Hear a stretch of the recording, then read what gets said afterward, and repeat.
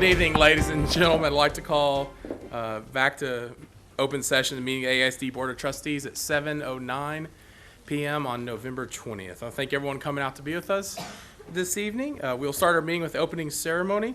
Please join Ms. Cindy Powell in leading us in the Pledge of Allegiance.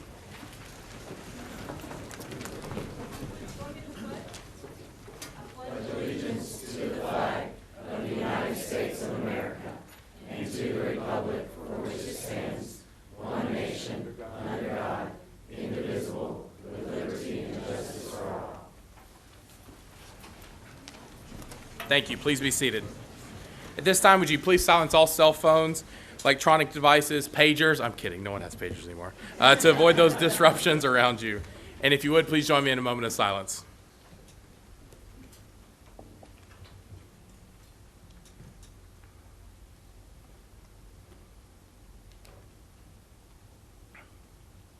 Perfect. Thank you. We'll start off first with our program and presentation tonight. And first up, we have Oncor Standard Offer Program Incentive Presentation. And I think Ms. Powell is leading us off with that tonight.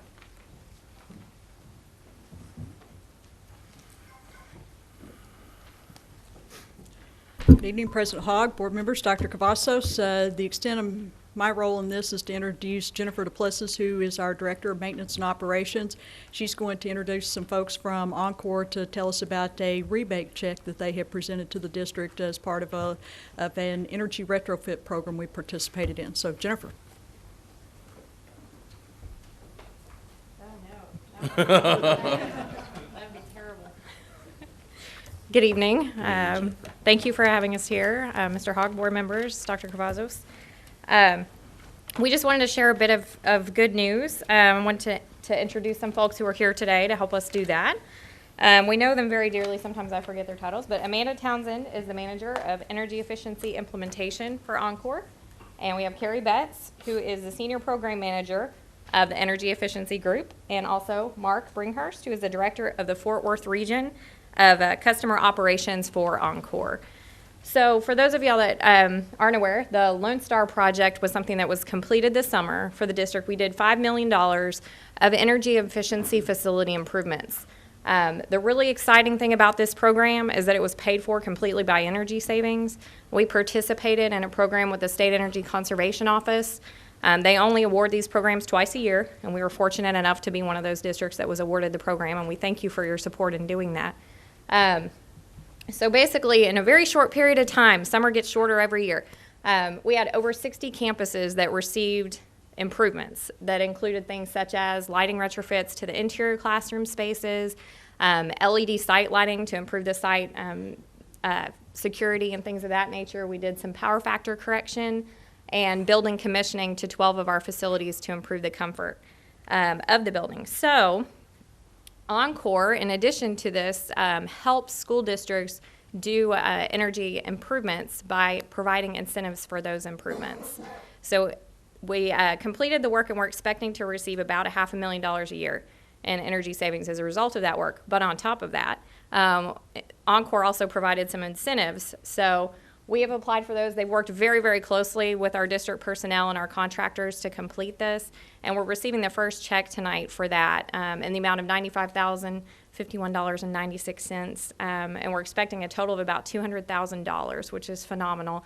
And I will say that Danny Helm is here, our energy manager, and he managed all this work. We had a lot of contractors and a lot of spaces in a short period of time, and our campus administrators were very helpful in trying to accommodate all that work. And Danny did a great job of managing that. So at this point, I'll invite Amanda to speak a little bit from Oncor. We always like when people come speaking with a big check. Those are always good reasons to Good, speak. that makes my job easy.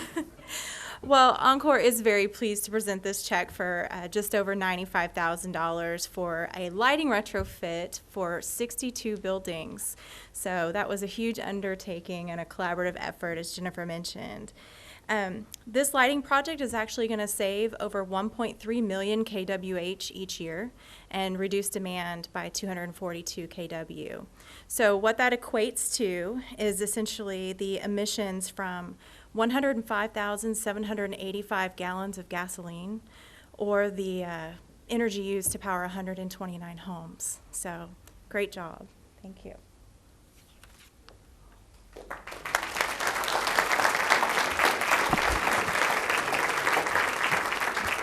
Dr. Cavazos, Ms. Powell, and myself, I think we need to always come down and accept a check. I'm not carrying that one to the bank, Ms. Powell.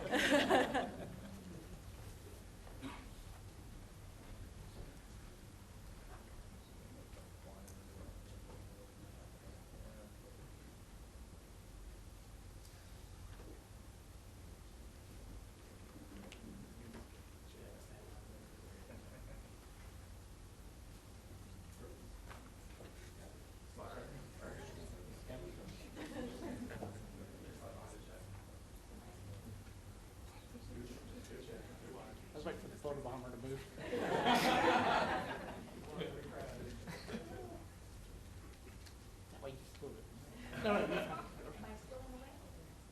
There you go. One, two, one more.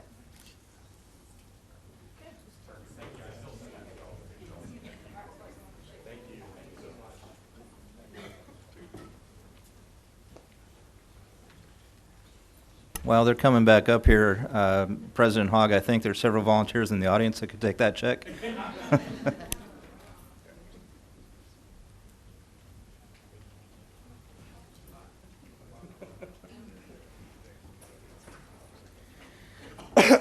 Thank you to our energy management team for all your work on going through that process. Next, we have a great appointment for the evening, and so I'll pass it over to Dr. Cavazos. Thank you, President Hogg. And this evening, I'd like to introduce our new Director of Athletics, and his name is Mr. Kevin Ozzie. Come on, Kevin. Congratulations. Kevin attended the Texas A&M University. Yeah, we always pause for that. He received his Bachelor of Science in Kinesiology, and then Texas A&M University for his Master of Science in Ed Administration.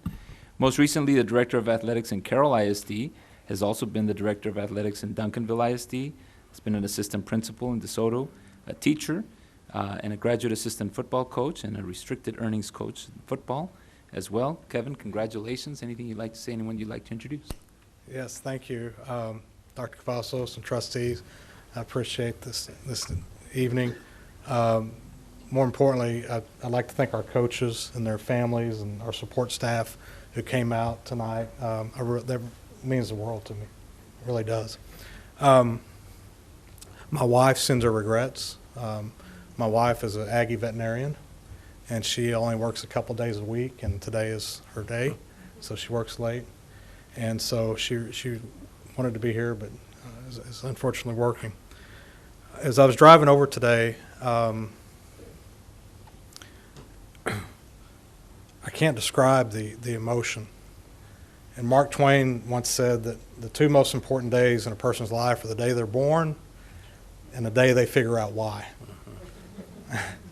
And my history in this town goes back a long, long way, my entire life. And all I can say is that I know that we've been led back here. And I know that everything up to this point has prepared me for this job, which is really my mission field, to lead the athletic program, not only the athletic program, but all of our extracurriculars, to be the premier education-based multi-school program in the nation. And I believe that with all my heart. And if we had a lot of time, I could tell you the whole testimony, how all this fell into place.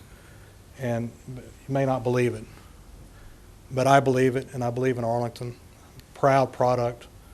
My wife's a proud product of Martin High School. Of course, my dad was at Sam Houston, so if we get both of our boys over here, we'll almost have the entire district covered. So forgive me if I knew you 25 years ago or longer, and I don't recognize your face immediately. That's already happened a couple of times. My journey to this point today, I can look back to one day 25 years ago when a group of dads took us out of school our senior year, and they're some of the community leaders still in this town, and took us boys and had a barbecued lunch in downtown Arlington and said, no matter what you do, where you go to college or what you do after high school, and your success and your family life, never forget what this community did for you. And always try to remember that, because one day we're going to need you to pay back this community. And I stand before you today, 25 years later, saying I'm ready to pay back. And thank you very much for having the confidence in me. Thank you.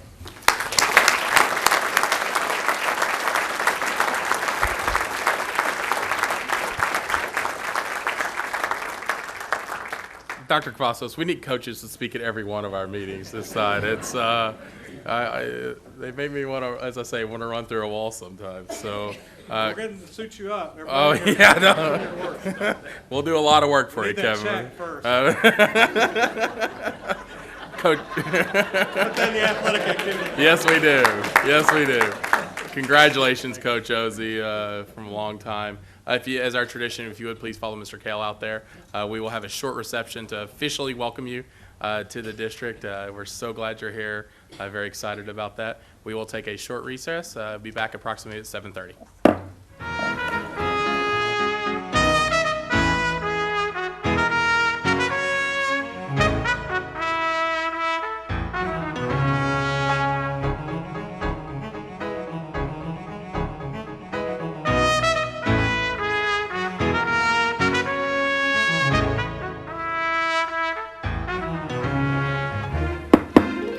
Call this meeting back to order at 7:31 p.m.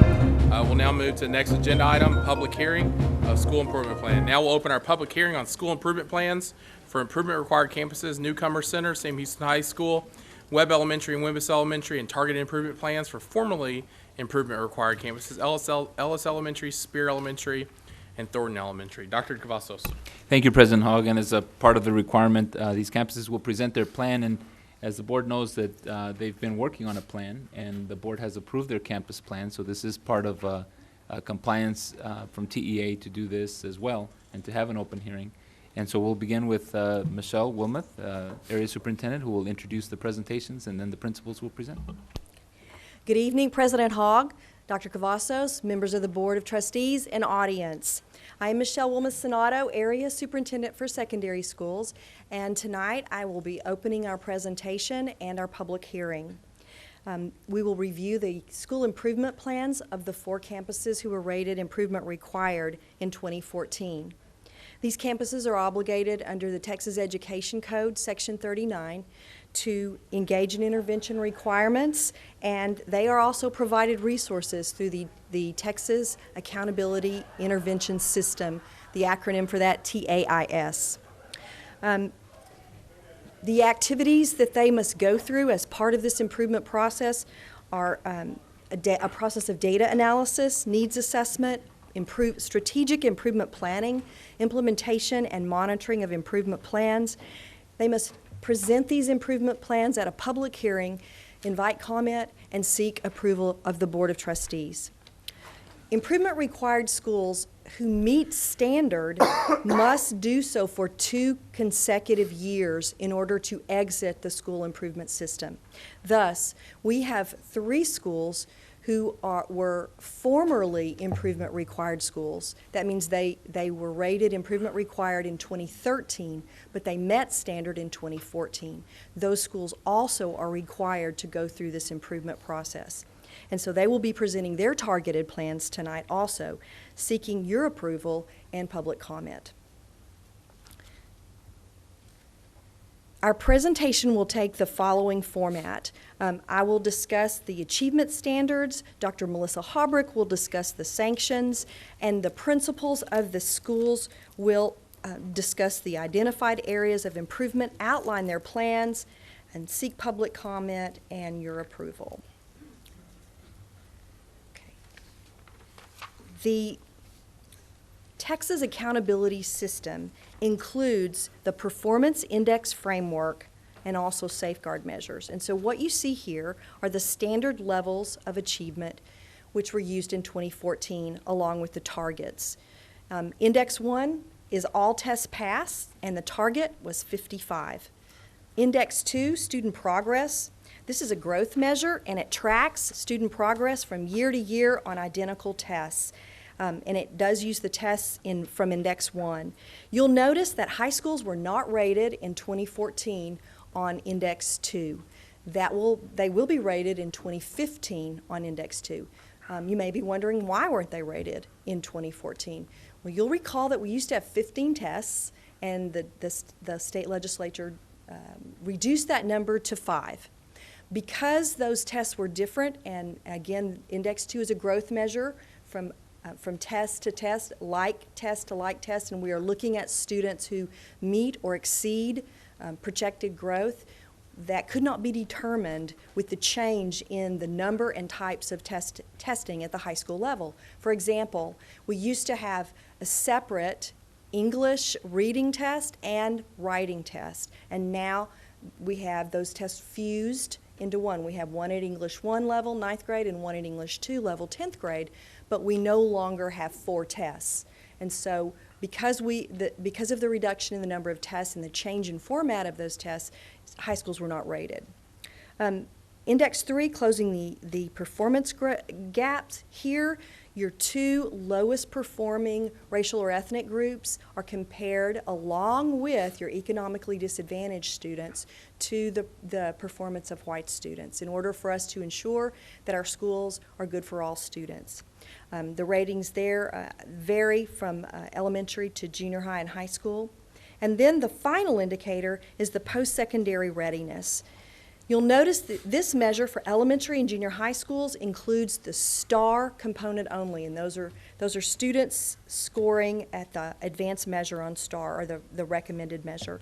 But at the high school level, there are multiple indices for index, or the multiple components for Index 4 would include STAR performance, but also high school graduation rate, either 4-year or 5-year rate, and then the type of high school diploma plans, and whether or not graduates are college ready. And those factors all go into Index 4 for high schools. And so you'll see how it is differentiated for the high schools. Their total target is 50, all components together is 57, and the total target is 57, but the STAR component only is 21. We also have system safeguards. The system safeguards are pretty important because you'll notice they're in 2 areas, performance and participation. Performance, for performance, the target for 2014 was 55% in all groups. System safeguards exist as part of the accountability framework in order to ensure that no student performance group is masked in the totals of the performances of all groups. And so you'll see there that it's differentiated by different student accountability groups. Participation rates are at 95%. That was our target in 2014, and they are based on only reading and math tests. You'll note here that federal performance rates are included. For our presentation tonight, those federal rates are not germane to this presentation. And now Dr. Harbrick is going to come and talk with us about the process and sanctions for schools that are rated IR. Good evening. We'll continue with sanctions for campuses identified as Year 1. Each campus will create a campus improvement team known as a CIT. Each campus will conduct a needs assessment as well as an in-depth data analysis. Each campus will create a school improvement plan. If a school is identified as IR, they will create a school improvement plan known as a SIP. If a school is former IR, they will create a target improvement plan known as a TIP. We will have a public hearing. We will request board approval of all campuses' SIP or TIPs. Each campus, after receiving approval, will submit progress reports to TEA, meeting all deadlines.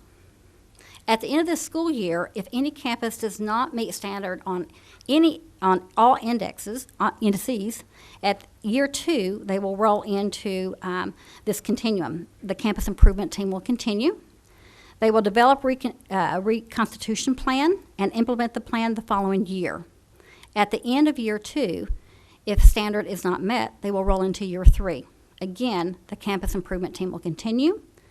They will implement the reconstitution plan, and a hearing before the commissioner is required.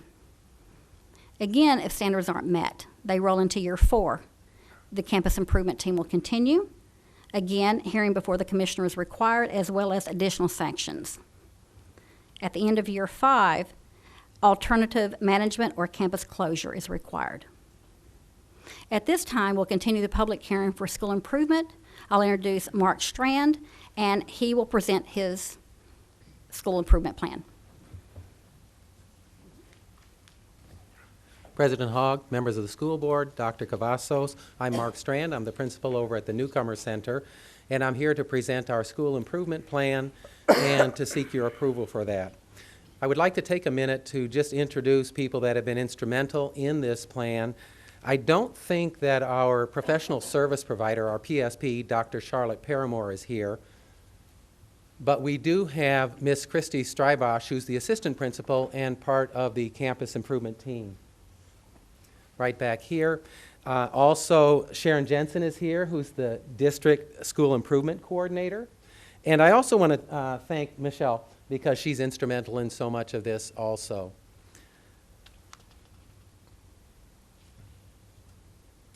On our campus data, our school is a little bit different than the traditional high schools, and I want to take just a second. The alternative campuses use what's called an ELL progress measure. And the way that's calculated, a formula is applied to a raw score, and from that they develop a progress measure. Basically, it's part of the full score that you would need in order to meet the requirement. For alternative education campuses, the goal is 30% that need to meet that progress measure. And Index 2, once again, we were not rated. On Index 3, 11% is what the requirement is. And on our Index 4, the post-secondary readiness, 45% is what we're needing. I'm hoping that you have a copy of this sheet because it's kind of hard to see. Yes, yes. In that sheet, you'll see that on Index 1, we had 14% of our students meet the targeted score, meet the ELL progress measure. Once again, Index 2 is not applicable to us. And on Index 3, we had 2, and we needed 11. And on Index 4, we had 78, so we beat the targeted score of 45. And I want to take a little bit of time then to look at some of the data so it makes a little more sense to you. If this will advance. There it goes. Our system safeguards, this is what Melissa was explaining earlier. We did not meet those. You can see in the area we have all students, Hispanic students, and then our economically disadvantaged. We're about 98% economically disadvantaged, and we have probably about 69% of our students are Hispanic. The other subgroups did not have numbers that were significant enough to include on that. And on the bottom, participation status, we met all of those for the system safeguards.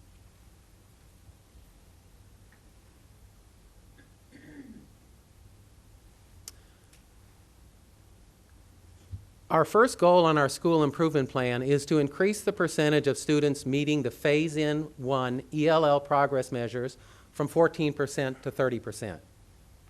Our strategy, the campus will use formative assessments to monitor student performance and adjust instruction to ensure mastery for all students.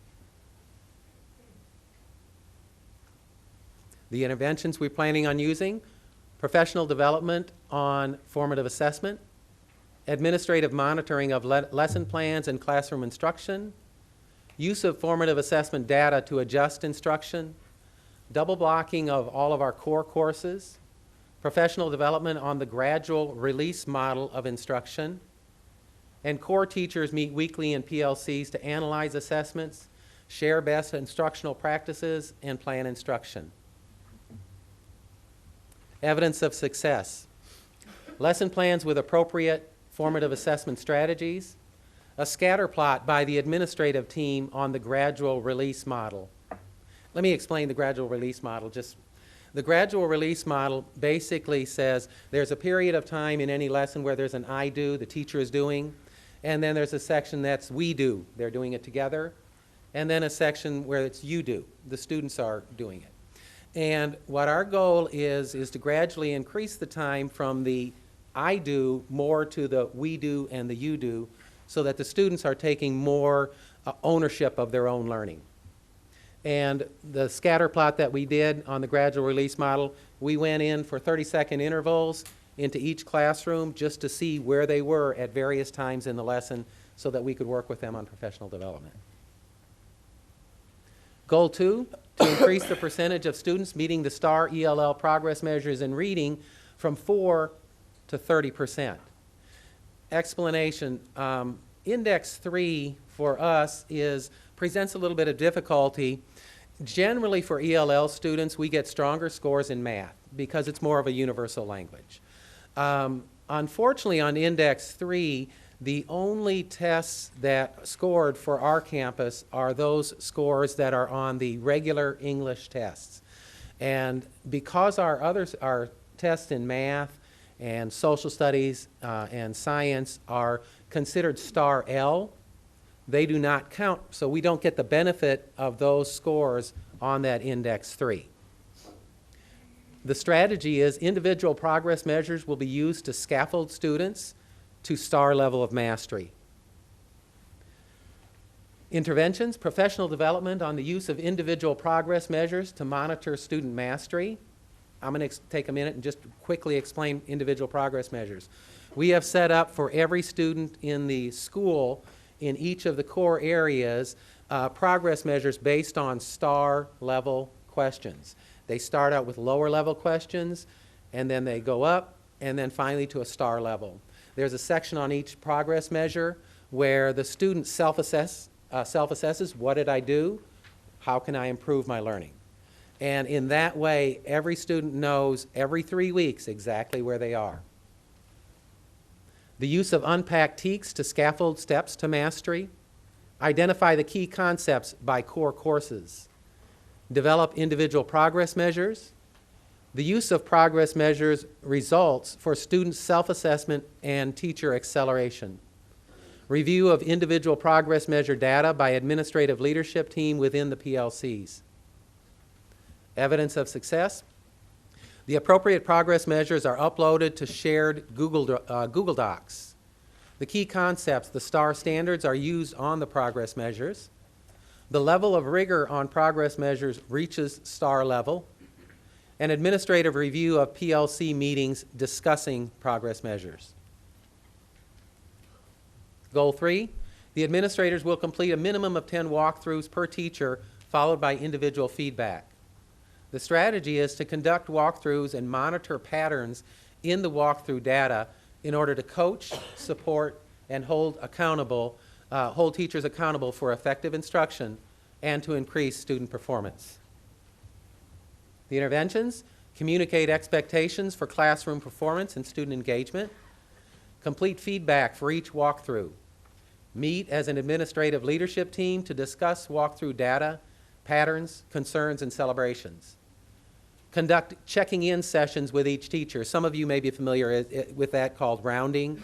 We just call it checking in at Newcomer Center. Monitor student performance data on individual progress measures and district assessments, and meet with PLCs on the data. I want to take a second too also, I forgot, I wanted to thank Kathy Link. One of the requests we made was for our testing and accountability to give us CAs that are meaningful to us, and so they've applied the formula that the state uses in order to give us data back on the CAs that are more useful for us. And we've already had a pretty good level of success on our first CA. Evidence of success, walkthrough data, teacher responses to reflective questions on walkthroughs, administrative data gathered on the level of rigor in the classroom, checking in notes on Google Docs, completed progress measures on shared Google Docs. that is our school improvement plan. Mr. Strand, we're going to do public comment for everyone at the end. Thank you so much. You're welcome. Mr. Hogg, can I ask you a question?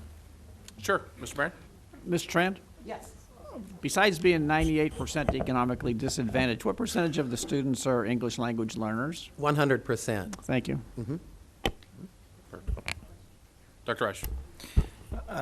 Mr. Strand, you said that you are not, or we're not eligible for the, I guess, the -L assessment. And that's I would assume a TEA Yes. rule. Do you have any idea as to the rationale behind that? I do not. In fact, we were unaware of it actually until this summer, and we started looking at it and saying, what, our strongest scores Yeah. didn't count for this. And for those of you that are not familiar with the STAR LAT, the STAR LAT is basically the STAR test with some additional time. So it's Yeah. very similar to the STAR test. Okay, maybe that's something from a legislative advocacy standpoint that we could look at as a board and talk to the commissioner. I think it's a good idea. And then the other question that I had, I think, well, I guess two questions. One, you've been doing this since the beginning of the year, I would assume. Yes. At this point, very minimal data, but are you encouraged? Do you see a good upward trend? Yes, we're very encouraged at this point. To be honest, the hardest ones are the straight-up English tests for our students. We have so many students that come in with 2, 3, 4 years not even having been in school. And to be able to pick up 4 years in sometimes 5 months, because they may have attended school in first grade and then been gone for the next 6, 7 years. And then when they come back, well, they're accountable at that point. So if we get a student in February that went to school in first grade, that student will count for us. But we are encouraged. We got our first CA results input, and we're up over 40% in our math, I believe. Christy, correct me if I'm wrong. In our math, and our science scores are up. Our English scores, we had 5%, which, by the way, there are other schools in the same situation. The International Newcomer Center in Austin ISD, the International Newcomer Center in Fort Worth, both improvement required. And all three of us, our English scores were about between 5 and 6%. We're at 16% right now. And so we're still waiting. We're completing some of the CAs at this point, but we're encouraged. Okay, yeah, that definitely seems like something of a carve-out that wasn't considered. And then I guess the final thing is, with all of the interventions, I see a lot of work with administration and the teachers and working with the students on getting them to own their Yes. their learning. What about trying to work with the parents? We do. We hold monthly family meetings, but we also involve them. Part of our process, it's called RTI. Part of our process is when a student is not performing up to snuff or up to what we think they're capable of, we involve the parents right away. And the advantage of using an individual progress measure is that it gives the teacher immediate feedback so that we can pull that small group. And with the formative assessment basically is when you get assessment on the fly. So, you might use whiteboards or something like that. You automatically got your small group right there. These are the 3 or 4 kids that I need to work with at the end of the period. So. Great, thank you. You're doing a great job. You're working in a very challenging situation. My hat's off to you. My hat's off to those kids for having to go through all of that. Yep. Thank you. Appreciate it. Thank you. Thank you, Dr. Cavazos. Thank you, Mr. Strand. Yep. Next up is Mr. Oh, hold on. Sorry, Mr. Strand, you're not done yet. Ms. Mays. No, I just have one question for you. I just wanted to clarify. Yes. On your indices 3, Yes. are you currently at 2 or 4%? 2. Did I say 4? I'm sorry. Okay. And that's an interesting one in that, once again, it's a little different. I don't want to take a lot of time, but the progress measure, the way that it's considered for an alternative education campus is that you get 1 point if they meet that progress measure, and you get a second point if they make the grade that they would need to have satisfactory performance in general. Okay, thank you. And I too want to say thank you for what you're doing.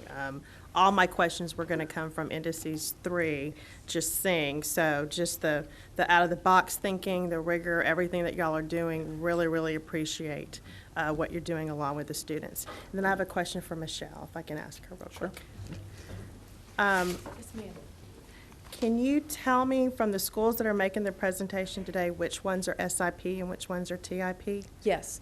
The improvement required schools that are making school improvement plans are Newcomer, Sam Houston, Webb, and Wimbish. The schools that are making TIPs, those students these schools met standard in 2014, but they were improvement required in 2013, and that would be Ellis, Speer, and Thornton. Thank you. Okay? Ms. Mays, they're in order also of how we're doing them. Okay. So when we finish with Wimbish, we'll then Wimbish. move into the TIP. Thank you.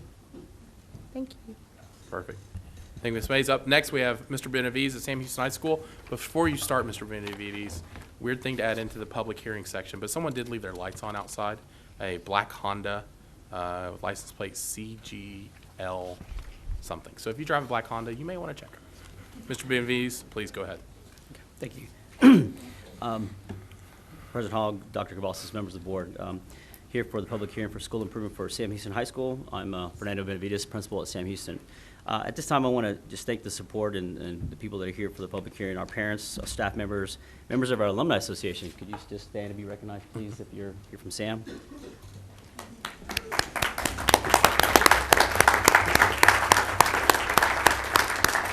Thank you. We do also have a campus improvement team. So members of that team are Katrina Simonis, our Dean of Instruction, Dr. Chauncey Reese, 9th grade Dean of Instruction, Macy Holloway, our ELA 9th and upper level math instructional coach, Nani Lowball, our upper level ELA and social studies instructional coach, Kelly Vandegrift, 9th grade biology, 9th grade algebra 1 instructional coach, Tammy Illershaw is our ESL department leader, Marika Anderson is AP in charge of math, Kimberly Anderson, AP in charge of English, Marcus Brandon, AP over science, Lester Dixon, AP over social studies. And then our campus, our core leadership area is Stephen Robertson and Diana Guerrero. They're over the math areas. Pat Fisher, Misty Miller, science co-leaders. Courtney Dean, Andrew Baylash, science social studies, social studies department and level leaders.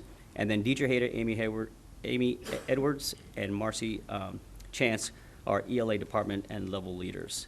Also tonight, we have Mr. Hugh Spence and Ms. Sarah Clardy, also assistant principals at Sam Houston. So a lot of leadership at Sam Houston High School and trying to meet the standards as given to us by the Texas Education Agency. So I just want to make sure we recognize them as well. Okay, so looking at our data, this is the graph and the snapshot graphic representation of our campus data and the accountability is measured by TEA. Student 1 is that student achievement. The target is 55, and our index score was 62. And as Ms. Williamson indicated, that's the students that met standard in each EOC test taken last year. The number of students that met the phase-in satisfactory standard divided by the total number of tests taken last year. And campuses are given a % phase-in satisfactory index score. Index 2, student progress index, we were not rated as Ms. Sonato gave the explanation. And then we did meet index 3, closing the performance gap. The cut score was 31, and our index score was a 35. This particular measure addresses the performance gap on how well campuses are doing in closing the performance gaps for students that are economically disadvantaged and the 2 other highest minority ethnic groups. And that's different for every campus in the state. And then index 4, that's where we did not meet the cut score. Post-secondary readiness score, the target was 57, we scored 55. And the way the index 4 was measured for the 2014 school year, is more rigorous than it was compared in 2013 when we did meet that particular index. Also on this slide, it looks at our population, student population. Last year, we're at 3,345 students. This year, at our snapshot data was 3,536. We've been as high as 3,565, and currently we're at 3,494 students. Economically disadvantaged last year was 87.1. This year, at the snapshot date, it was 3,234, which is 90%. Our ELL rate is 26.7 last year, and this year we're at 29%. And then the mobility rate, I don't have a measure this year, but last year it was 25%. Also on this graph, it also points out distinction designations. We were not eligible to receive any distinctions because we did not meet, because we have an overall rating of improvement required. This report slide shows the areas where we did or did not meet the 55% system safeguard targets. All our demographic groups except our Asian population fell below the 55% target in reading. In math, students classified as special ed or ELL students fell below the 55% in those two areas. In science, special ed fell below the 55% target. And then I'd like to point out that in social studies, we met all 8 categories meeting that performance targets, standard safeguard, in all our accountability groups with social studies. So 8 out of 8. Okay, in Index 4, this is the post-secondary readiness calculation report here.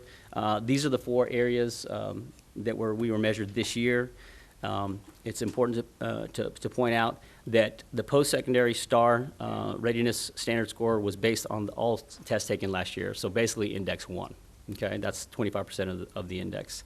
The other part was a graduation rate, and the state allows to use either the 4-year rate or the 5-year rate, and we had more points given to us with the 5-year rate at 82% overall, and so we used the class of 2012 to determine that graduation rate. The plan, graduation plan, that's the number of students that graduated under the recommended high school plan or the distinguished improvement plan. That is an indicator of college readiness. And so we use there is the 2013 class of 2013. And then the class of 2013 is also measured for their post-secondary indicator.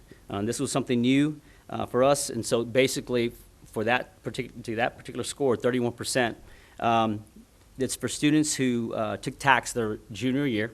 They had to get at least a 3 or higher on the essay, 2,200 in ELA ELA and math, ACT, they could have scored an ELA 19, math 19, and a composite score of 23.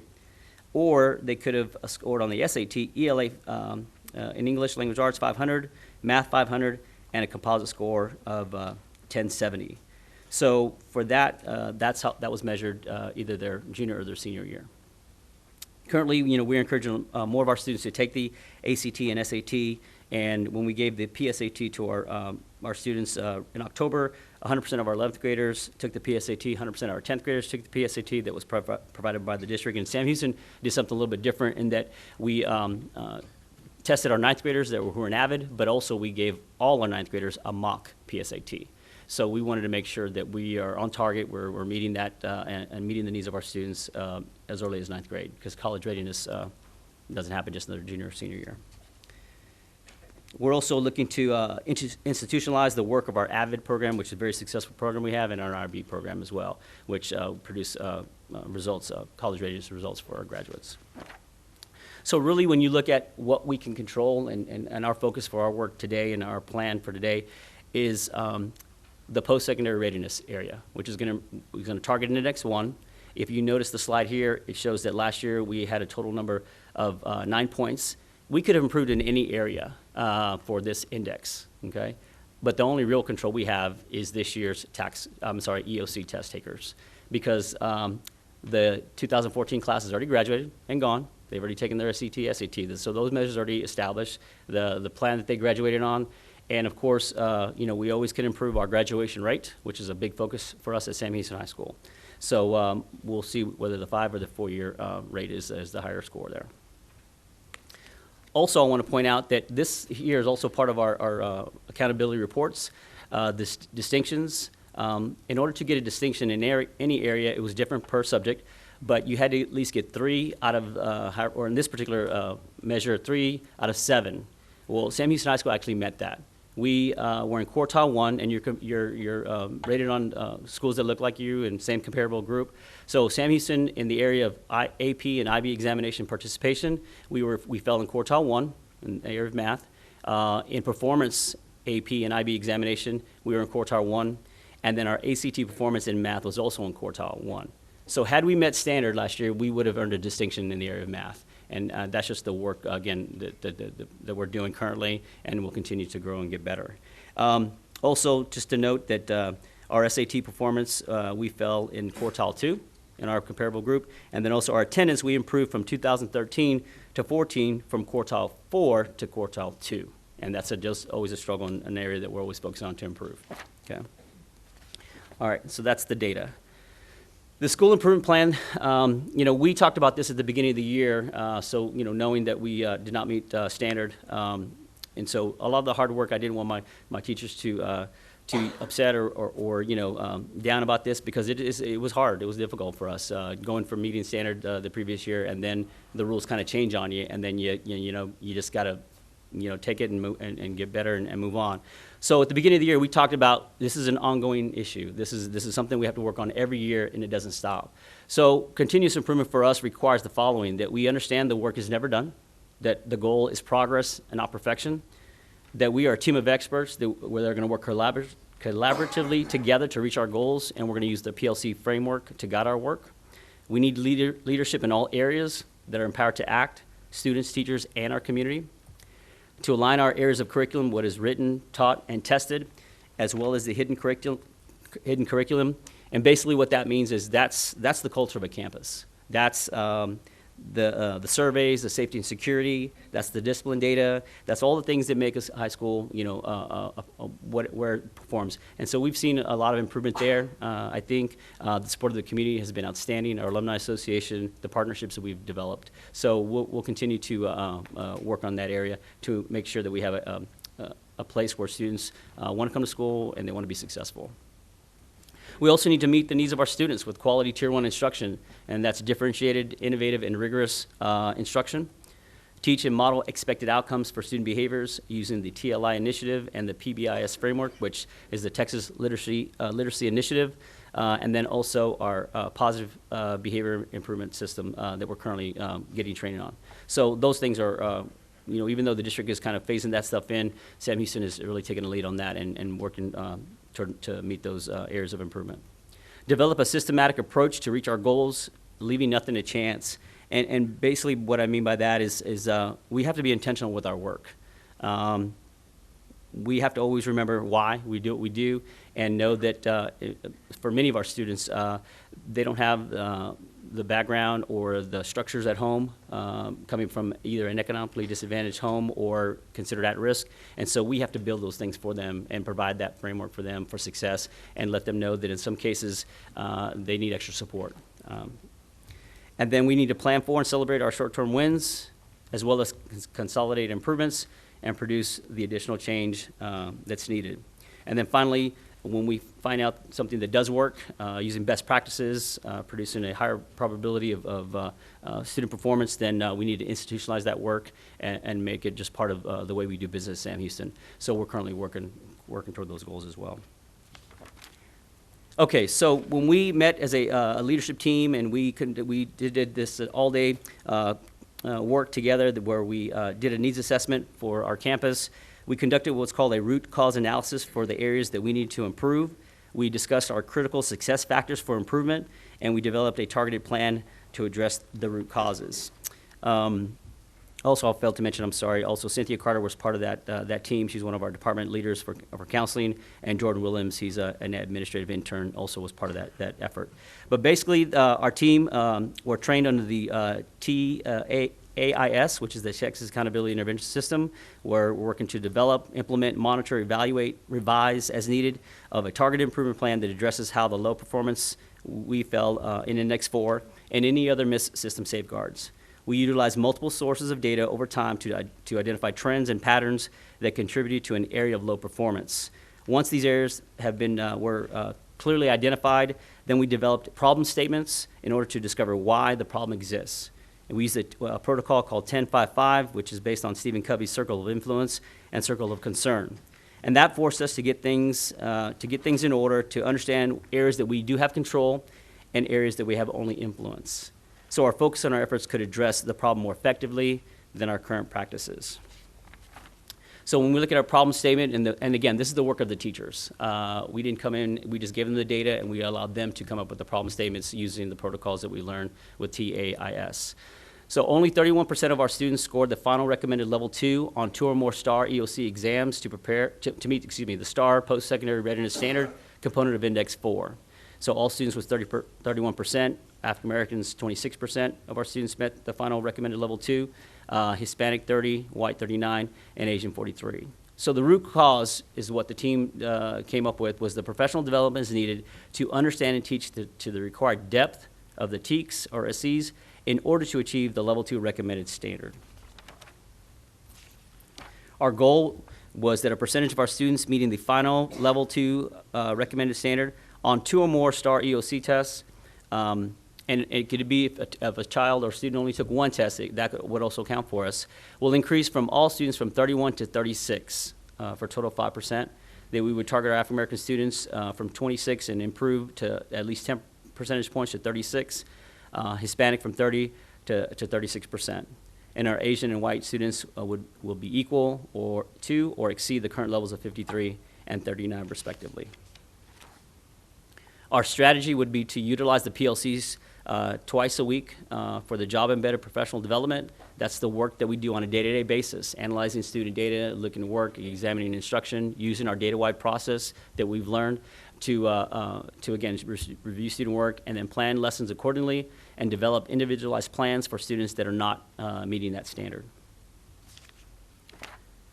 The interventions, we utilize the PLCs to develop individualized plans for students working to meet advanced level on any EOC, utilize our instructional coaches to create campus-based CBAs, campus-based assessments to formally assess advanced achievement levels for EOC, and we would train all core teachers in strategies to better understand the packing of the TEKS to deepen both the teachers and the students' understanding of the state standards.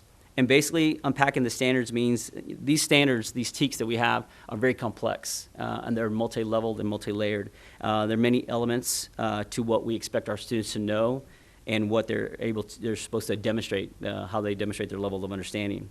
And so for the help of our C&I department, Renee Pope, Jeannie Maxwell, Shauna Turner, and even Rick Garcia coming in and working with us, we were able to better utilize, better understand how to unpack those TEKS.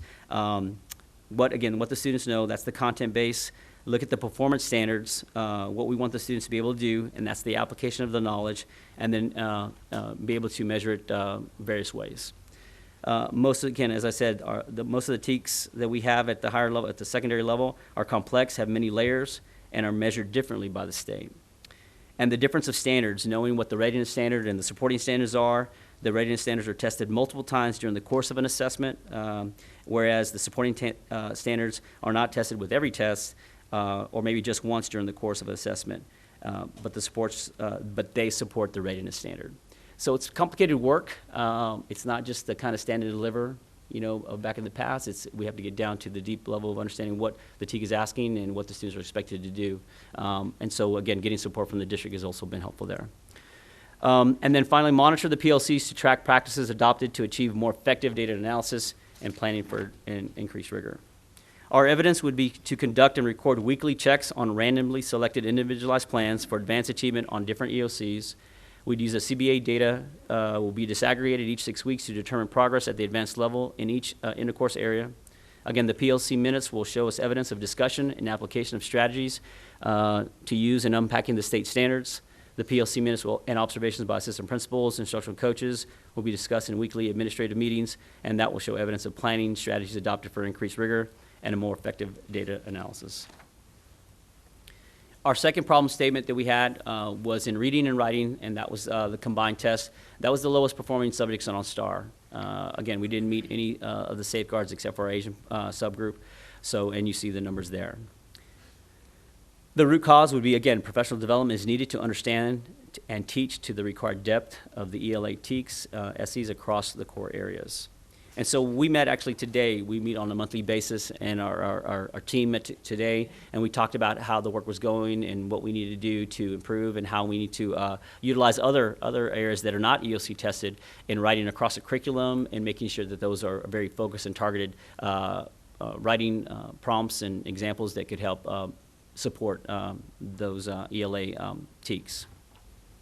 And that's writing and processing the content in their subject areas, which we did have some work at the front end with professional development, and especially our world geography classes.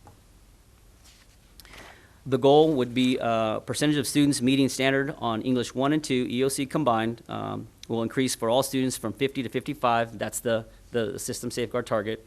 Our African American score would go from 46 to 55, again, meeting that system safeguard minimum. Hispanic 49 to 55, and our white demographic subgroup would be 52 to 55, 3 percentage points there. Economically disadvantaged from 49 to 55, and a total of 6 percentage points there. And just reality, again, of where we are and some of the areas that we have to improve, we felt like a goal would be from 25, our special education students from 25 to 29. That's not where we need to be, but certainly being realistic as where we think we could be. And the same thing with our ELL population from 31 to 35%. Again, not meeting that 55% system safeguard, but knowing that we'll continue to work to improve in those areas because of the deficits of some of our students have currently. And then again, our Asian students would be equal or to exceed at current levels at 65%. Again, our strategy would be to utilize PLCs once every 2 weeks for job-embedded professional development, focus on applying the ELA reading and writing TEKs across the core courses. And again, that's a collaborative effort. In our ninth grade center, what we do is we meet every other day in a PLC, and that's a content-based professional learning community. But then on the opposite days, we have academic teams in the ninth grade. And they meet across the curriculum, trying to collaborate with each other, making sure we meet the needs of the children, and not just even the content, but also behavior, things like that, and all the other deficits students have, keeping them from being successful at Sam Houston. The intervention would be to present selected reading and writing items from the AISD-created ELA companion document, and that's where our curriculum area, English, language arts, they unpack the TEKs for us. So did a lot of the work for us from ELA through the PLCs, and then use that in all other course areas. Utilize PLCs to develop individualized plans for students not meeting standard on the ELA STAR. And then again, using our Texas Literacy Initiative professional development resources, training that they've given to us, that'll be delivered through the PLCs, provided job-embedded professional development, and explicit instruction of literacy skills, and especially the area of vocabulary. And that is ongoing. I think we had the last one recently. We spent all day Tuesday, again, training all core area teachers to understand the literacy initiative and the training there, and get those resources to utilize in the classrooms. And so our evidence that would be come back and make sure that that's happening. CBA data will be disaggregated each 6 weeks to determine progress at the MET standard level in each EOC area. Conduct and record weekly checks on randomly selected individualized plans for students not meeting standard in ELA STAR. And then again, using our minutes, observations by assistant principals, instructional coaches, will show evidence of vocabulary instruction and other selected literacy strategies being used in the classroom as required by the grant. Questions? Perfect. Thank you, Mr. Benavides. Mr. Hibbs. Mr. Benavides, I want to start out by saying, this is your second year at SAM, third year. Third year at SAM. We've got great schools throughout the district, but if I have to say that I'm proudest of any one of our schools right now, it's what's going on at Sam Houston. The phenomenal job that you and your staff are doing. It starts with there being buy-off with the faculty and from the administration. There were many years that I've served on this board that SAM wasn't getting the recognition that it needed.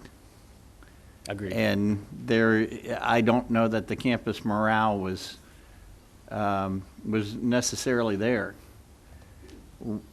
What I see SAM doing in the community right now, and getting the community excited about that campus, is phenomenal. The students that attend, you can see a dramatic change with the kids that are walking up and down your hallways. And I think that's because they see the buy-off that your faculty has. and the concern. I think that the kids are understanding that they're valued. And I've just got to tell you from a board member standpoint, and I think I can talk for this whole board, that speaks volumes. Of course, I'm a proud TCU alumni, and you had 7 students that received TCU community scholarships, full rides to a school in Fort Worth that's fairly well respected. Absolutely. And the cost of education is outrageous. I couldn't go there today. But these kids are getting the opportunity. And that's unheard of because you receive more than a third of the scholarships that they gave for those community scholarships just at your campus. That doesn't just happen. It means that there's the investment that's being shown. So, And if I may, just that again shows the commitment of TCU and recognize the fact that, you know, in this country, it's not an achievement gap. Right. It's an opportunity gap. And that's something that we've Right. learned, you know, through the work at Harvard, what we've learned, you know, again, working with TCU, GM, Motors, the recent event we had with them. It's an opportunity gap. Our students don't get the opportunities that middle class or upper level, you know, economic advantage students do have. And so increasing the opportunity gap is a big challenge and a big focus that we have at SAM. And that goes back to what the superintendent continuously says. Education is the neutralizer, or the equalizer, I should say. And for that, I appreciate what you've outlined tonight because it shows the commitment and dedication, saying that we understand what the work that needs to be done. But you've laid that footprint, that cornerstone to be able to allow these kids to be successful. So I know that it just is a tough thing to have to come up in front of a group and discuss these issues, because everybody has their sense of pride in their campus, and Absolutely. and I want to make sure that it's understood from a board standpoint for the faculty that's here tonight, for the staff that's here, for the community that's here. We've got great faith in Sam Houston, and the job that you're doing is tremendous. Continue that, because you recognize there's a lot of work to be done. Very well said, Mr. Hibbs. Just because Austin requires a couple of things doesn't mean we know what's going on correct. This is one of those little formalities that must occur. Dr. Reich. Thank you, President Hogg. Absolutely echo what Mr. Hibbs said. Fernando, you've done a tremendous job. You have, from my perspective, created a complete 180 in the culture. Top down starts with you, starts with leadership. Thank you. Thank you. I've done a great job. The results, I know, is like a big wind out of your sail and everybody at the end of last year. Again, I echo what Mr. Hibbs says. Don't let that deter you. Keep on going. You're doing great things. What you've outlined in the plan is excellent. My one question is, do you think that you're going to need resources as far as tutoring time for the kids? Because it seems to me with some of these gaps, it's not necessarily going to be able to be done just in the classroom. It is a challenge. You know, we currently employ buses. I use my Title I money to employ buses, pay for buses to run an after-school run. So we have tutoring opportunities for students after school. Honestly, it's, you know, the money's there. It's just hard work, Dr. Reich. It's just hard work. And, you know, our teachers they deal with a lot of issues on a day-to-day basis. We deal with a lot of issues. It's time-intensive issues that our students need. And time is a precious resource for us. Yeah. Well, you know, you have our full support. What you are doing is tough. It is so needed, and opportunity, that is it. Access, that's what we're all about. That's what our bond package was about. That's everything delineated in our strategic plan, giving them the access to the greatness that is in this nation that they deserve. So let us know. Thank you, Dr. Reich. Ms. Mays. Thank you. I'll make this quick and brief because it's already been said. But once again, standing out, we love every school in the district. The one thing that you said here is celebrate your short wins. And I think if you continue to do that, when you feel like the wind is kind of pulled out of your sails, you can reach in your pocket and see that. What an opportunity for your students to see just the number of faculty and alumni that stood up. And as a student, to know that I not only have the support of my principals, my teachers, and the community, I know I mean something. And there's no doubt in my mind with that kind of support that Sam Houston will be exactly where your goals that you're stating are to be. But I do want to say, please, please stop and celebrate those short-term wins, because in the end, it's really about student achievement. And every short-term win is a plus and a win for the students. So thank you, faculty, thank you, community, for your support, and thank you. Thank you, Ms. Mays. Ms. Sultans. Thank you. Thank you very much for your presentation this evening. I know it's sometimes a difficult one to come forth, but I am very encouraged, and I hope that you are also encouraged to know that this board is firmly behind you. We talk a lot about being all in it together, and we are here for whatever resources that we need to provide also for student achievement. I did have just one clarifying question. You had in your presentation several references to some professional development needed. Are those things that you're already embedding, or is there resources that you need now? Yeah, I think when we and it's just something we had to report to state, but to clarify, we actually talked about that today. Is it sit down training that and actually really it's about just assessing the student work, working on a day-to-day basis, meeting the kids, meeting the students' needs at that moment. We do struggle with our attendance when students are not in class. 95% of the time or more, if they fall below 90%, then they're going to absence fail the course. And so, if you're not in class, you can't meet the, get the instructions that's needed. But the challenge is, again, for students who don't come to school, is always there. And so what do we do about those students when we have them? And so when we say professional development, it's like we learn from each other. The PLC framework says that we learn from each other, what works, what kind of systems of assessing students, measuring their progress at that moment, and then moving forward, because we do have to catch up a lot of students. The mobility rate is significant. And because of that, what do you do with a child who comes in during the third 6 weeks of a semester? Well, those are the challenges at Sam Houston. Exactly. Okay. Well, and we have to make these STAR tests. We know that because that's a state mandate. We know that we have to do it, but so much is right at Sam Houston. So much is right at all of your campuses. We have some challenges, some very challenging campuses for different reasons. Principal Strand was up talking about the unique needs of his campus as well, and I really appreciate the way you celebrate also the successes. I may never forget your valedictorian last year and her talk when she stood at that podium and talked about her goals, or she's moved on to Columbia, I believe she was headed to study astrophysics. Yeah. They don't put that in the data, but I did not forget it, and I won't. Right. Yeah. Thank you. Thank you. Thank you. Thank you, Mr. Solons. Mr. Benavides, thank you so much. Next, we'll move to Ms. Leiker at Webb Elementary. Good evening.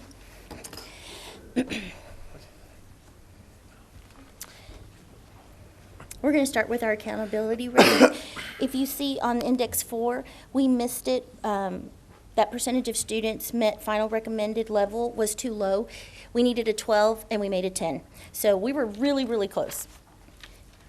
On our system safeguards across the board, you can see where writing is an issue for us. And as I go through our plan, you'll see how we're going to attack that. In Goal 4, we want to increase the percentage of students performing on STAR and Index 4 from 10 to 12. All students from 10% to 15%, our African American students from 7% to 12%, our Hispanic students from 12% to 17%. And we're doing this to target that final recommended level 2. And then we'll also, once we get this piece done, we're hoping that we'll make some of our distinguished areas. Our professional development and interventions, we have the rigor and relevance strategies that we're utilizing Raise Your Hand Texas Coach with. We're using a tracking system, a type of rubric to see how we're moving across the continuum from implementation to developmental. And with that, we did some PLCs to come together to discuss what are the strategies that we want to utilize as a campus, which are pre-assessments, accountable talk, think, pair, share, guided questions, anchor charts, higher order thinking skills is the last one. And with each of these, accountable talk is just giving students some pre-assessed questions that they can use, a list of questions that students can utilize as they're going through their instruction. Think, pair, share is a Kagan strategy where students think about the presentation that the teacher is making, then they get together in pairs, and then they share that information. Guided questions, we use those in our writing, and then anchor charts are a type of word bank. And then, of course, our higher order thinking skills.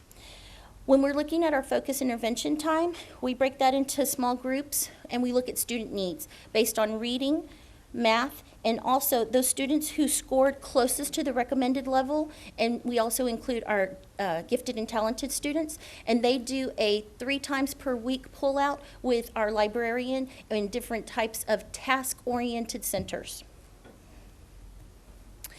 The evidence that is effective implementation for our campus is the district curriculum assessments, the district academic checks, the campus concept checks, the district literacy screeners, the instructional rubrics, the 6 weeks writing focus, the walkthrough data, and then, of course, STAR.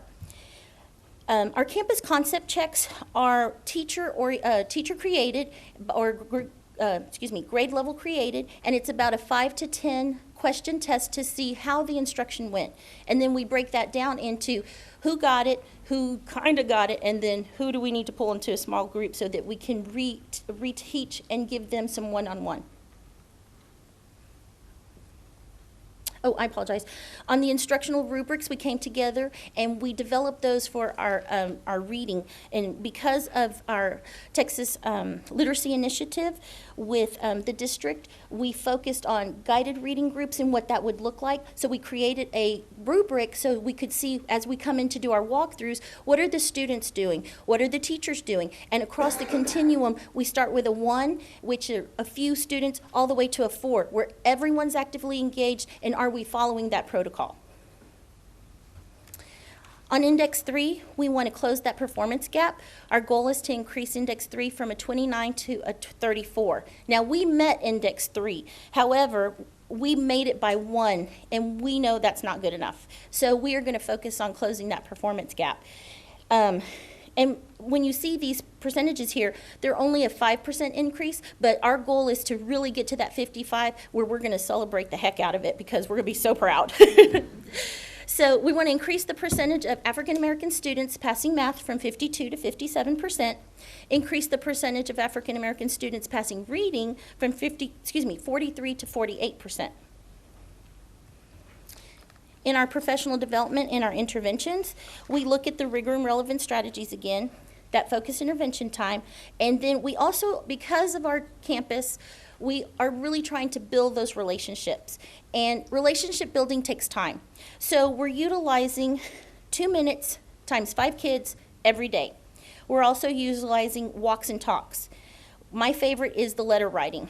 We're incorporating, getting students involved by having them write what they're feeling. If there's something going on the campus that they want to share, or for our school, we don't get to wear jeans a whole lot, so put it in a writing and let me see what your thinking process is. And then, of course, we've developed a writing rubric so that when I write the students back, I can give them feedback on what that is. Excuse me.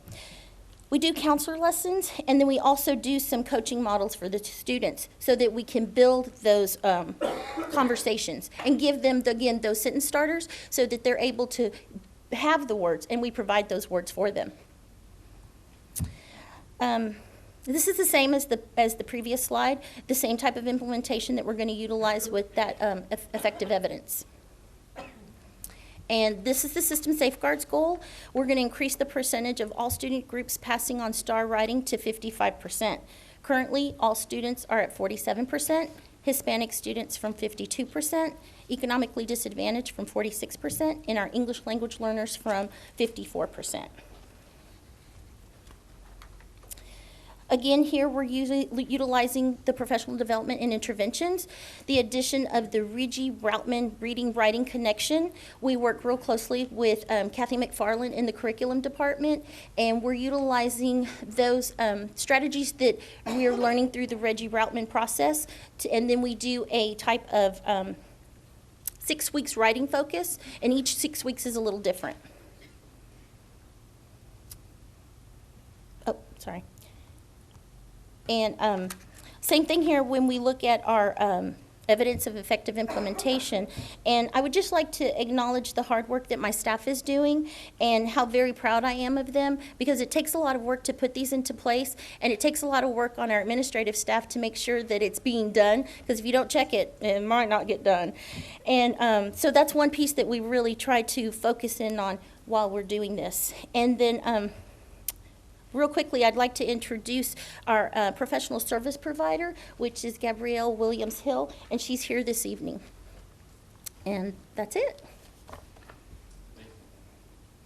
Thank you, Ms. Liker. Any questions from colleagues? Thank you for all your hard work. We know what you guys are working on. Thank you, sir. Up next, we have Ms. Pride for Wimbish Elementary. Good evening, President Hogg, Dr. Cavazos, and board members. Also, Ms. Williams is my PSP provider, and she's here tonight. And I also want to introduce and recognize my instructional coaches, Stephanie Lawson and Cheryl Wright are here with me this evening. They're on the campus leadership team and have been a huge part of the development of the campus improvement plan as well.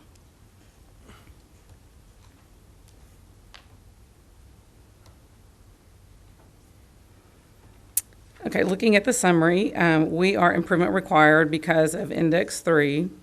But as you can see, we have work to do because in Index 1, we made student achievement by 1. In Index 2, we made student progress by 1. We're improvement required because closing the achievement gap by 1. And then made 15 an index for when 12 was needed.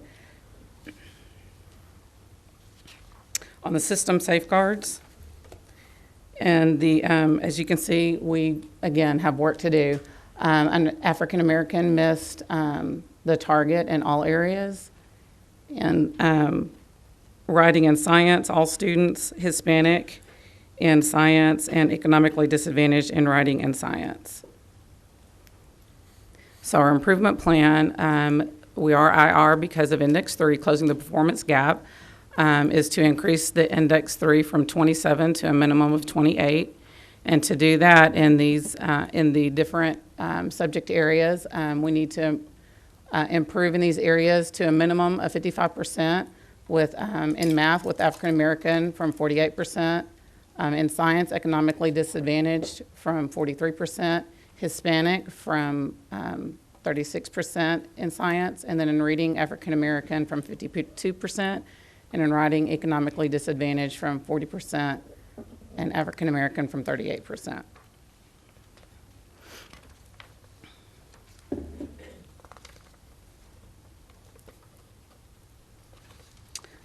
The professional development and interventions that we're going to utilize is differentiated instruction.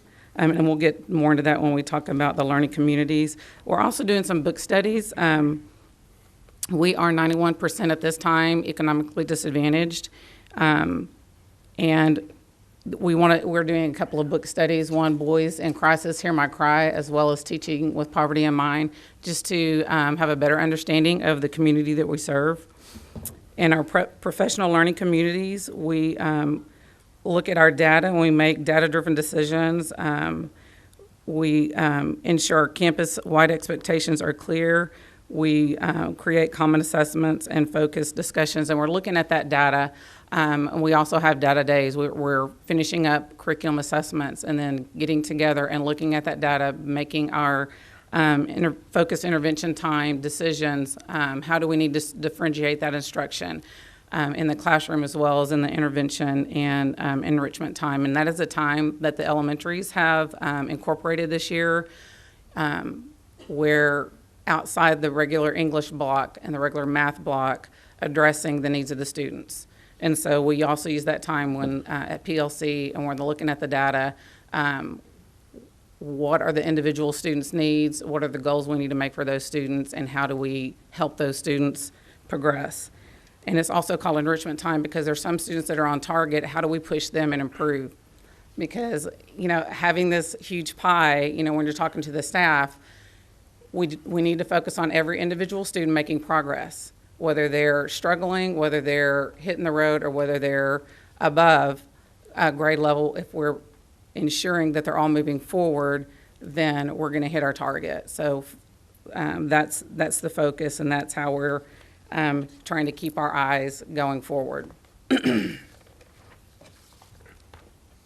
The evidence of effective implementation would be the common assessments, district curriculum assessments, district academic checks, the minutes and the PLCs, the 6 weeks grade reports, walkthrough data, and ultimately the STAR results. We also put index 2 in here with only meeting that by 1, and 2 areas that were not part of the last slide. We also want to improve the African American reading from 47 to 55 and white from 39%. And we're using those same strategies to meet the needs of those subpopulations as well. We also have tutors that are coming in during our intervention time to help reduce those numbers so that we can make the groups even smaller for that time. And the evidence would be the same, the common assessments, district curriculum assessments, academic checks, PLC minutes, walkthrough, and then ultimately STAR.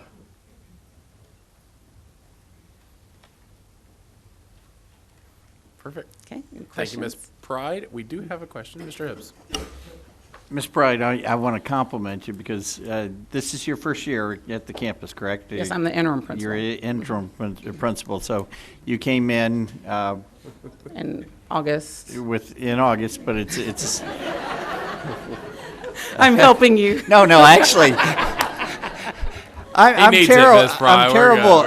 I'm really bad about those hyphenated pauses. It got me at convocation. It just got me here because I was going to say you came into the situation not knowing the staff there, correct? Because correct. You've been over at Seguin at the high school level. So I would tell you I want to compliment you in respect that you've taken on this campus that's going to have to make some major changes and adjustments. But coming in, getting that buy off of the staff, and there's been, I haven't heard any concerns that have come from your campus. So it sounds like here again, it's a campus that's working to meet these needs and move forward. So I just wanted to compliment you, the faculty and staff there at Wimbish, also to being able to meld as quickly as you can to be able to address these concerns. Thank you. Thank you, Mr. Hibbs. And as Dr. Reich and I drive by Wimbish every day, let me tell you, the amount of time your staff's putting in is unbelievable. We see cars there early morning and late into the night. So along with most of our schools, we know how dedicated everyone is, but getting to drive past Wimbish every single day in a very, very visual corner for the district, it's very apparent. So thank you for that. Thank you, Ms. Pride. Thank you. Next up, we have Ms. Traylor at Ellis Elementary.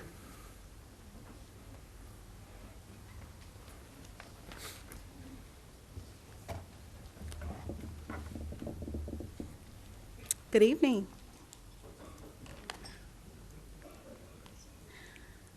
As you can see, we have our accountability ratings for 2014. I'm very excited about the accomplishments achieved by our students and our teachers in meeting the requirements of each index. Needless to say, their hard work and dedication to our students yielded great gains, and so we're very proud of that. Special thanks go to Dr. Kathy Link, who served as interim principal on last year, as well as Ms. Judy Linderman, who serves as our TEA personal service provider, for her leadership as well on last year. Although our state accountability rating reflects gains within each index, there were various state system safeguards in which progress were not met, and they've become our focus for this school year. As you can see by our data, math is an area that we do struggle in campus-wide, and so you will see items addressing that in our targeted plan here. The first system safeguard that we're taking a look at is an increase in the percent of student groups passing the STAR Math and Science to a minimum of 55%. We'd like to increase all students from 52%, African American students from 52%, our Hispanic students from 46%, economically disadvantaged from 51%, our special education students from 22%, our ELL learners, our English language learners, from 45%, and our STAR Science African American students from 53%. Of course, keeping in line with the gains that we made, we do want to continue our data dashboards and PLCs, our lesson plan monitoring, in addition to professional development interventions used to support Goal 1, which are as follows. Our campus leadership team will provide monthly staff development to help teachers implement best practices and strategies. And those best practices and strategies are going to be determined by the results that are gleaned from our common assessments. 80% of our students will pass each common assessment in math. 100% of our students not passing a common assessment will participate in explicit small group instruction during the day. 100% of all teachers will implement the use of CRA, or concrete representational to abstract continuum, in the area of mathematics. It is a mouthful, however.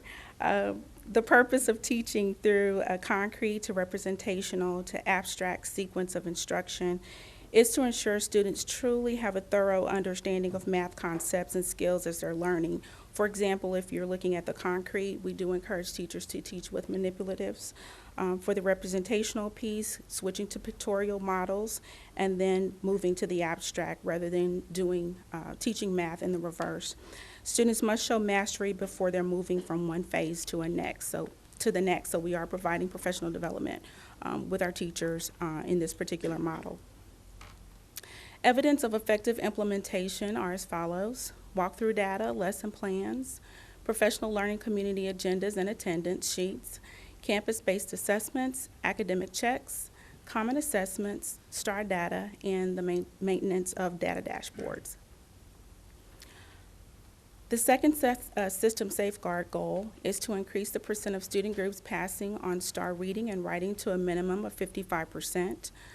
We're focusing on our special education students in reading from 31%, our English language learners in writing from 43%.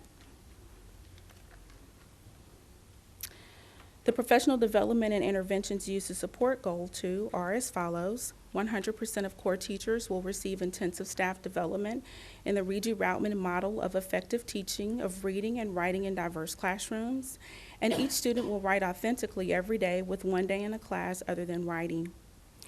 100% of all ELL and special education students not passing a common assessment will participate in explicit small group instruction at least 3 times during the school day.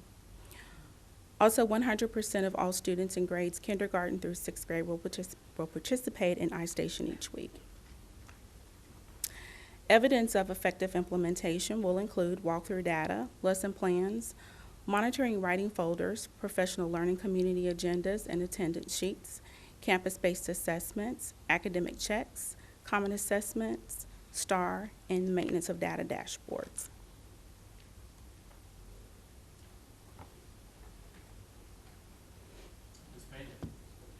Ms. Pena. It seems like your biggest challenge is in your special education, getting them up to the numbers, and your intervention says that you're going to be providing common assessment, participation in explicit small groups instruction. at least 3 times a day. How long have you been doing that intervention in particular? Since the beginning of the school year. At our elementary levels, we do have a focused intervention hour that we start with at the very beginning of the day.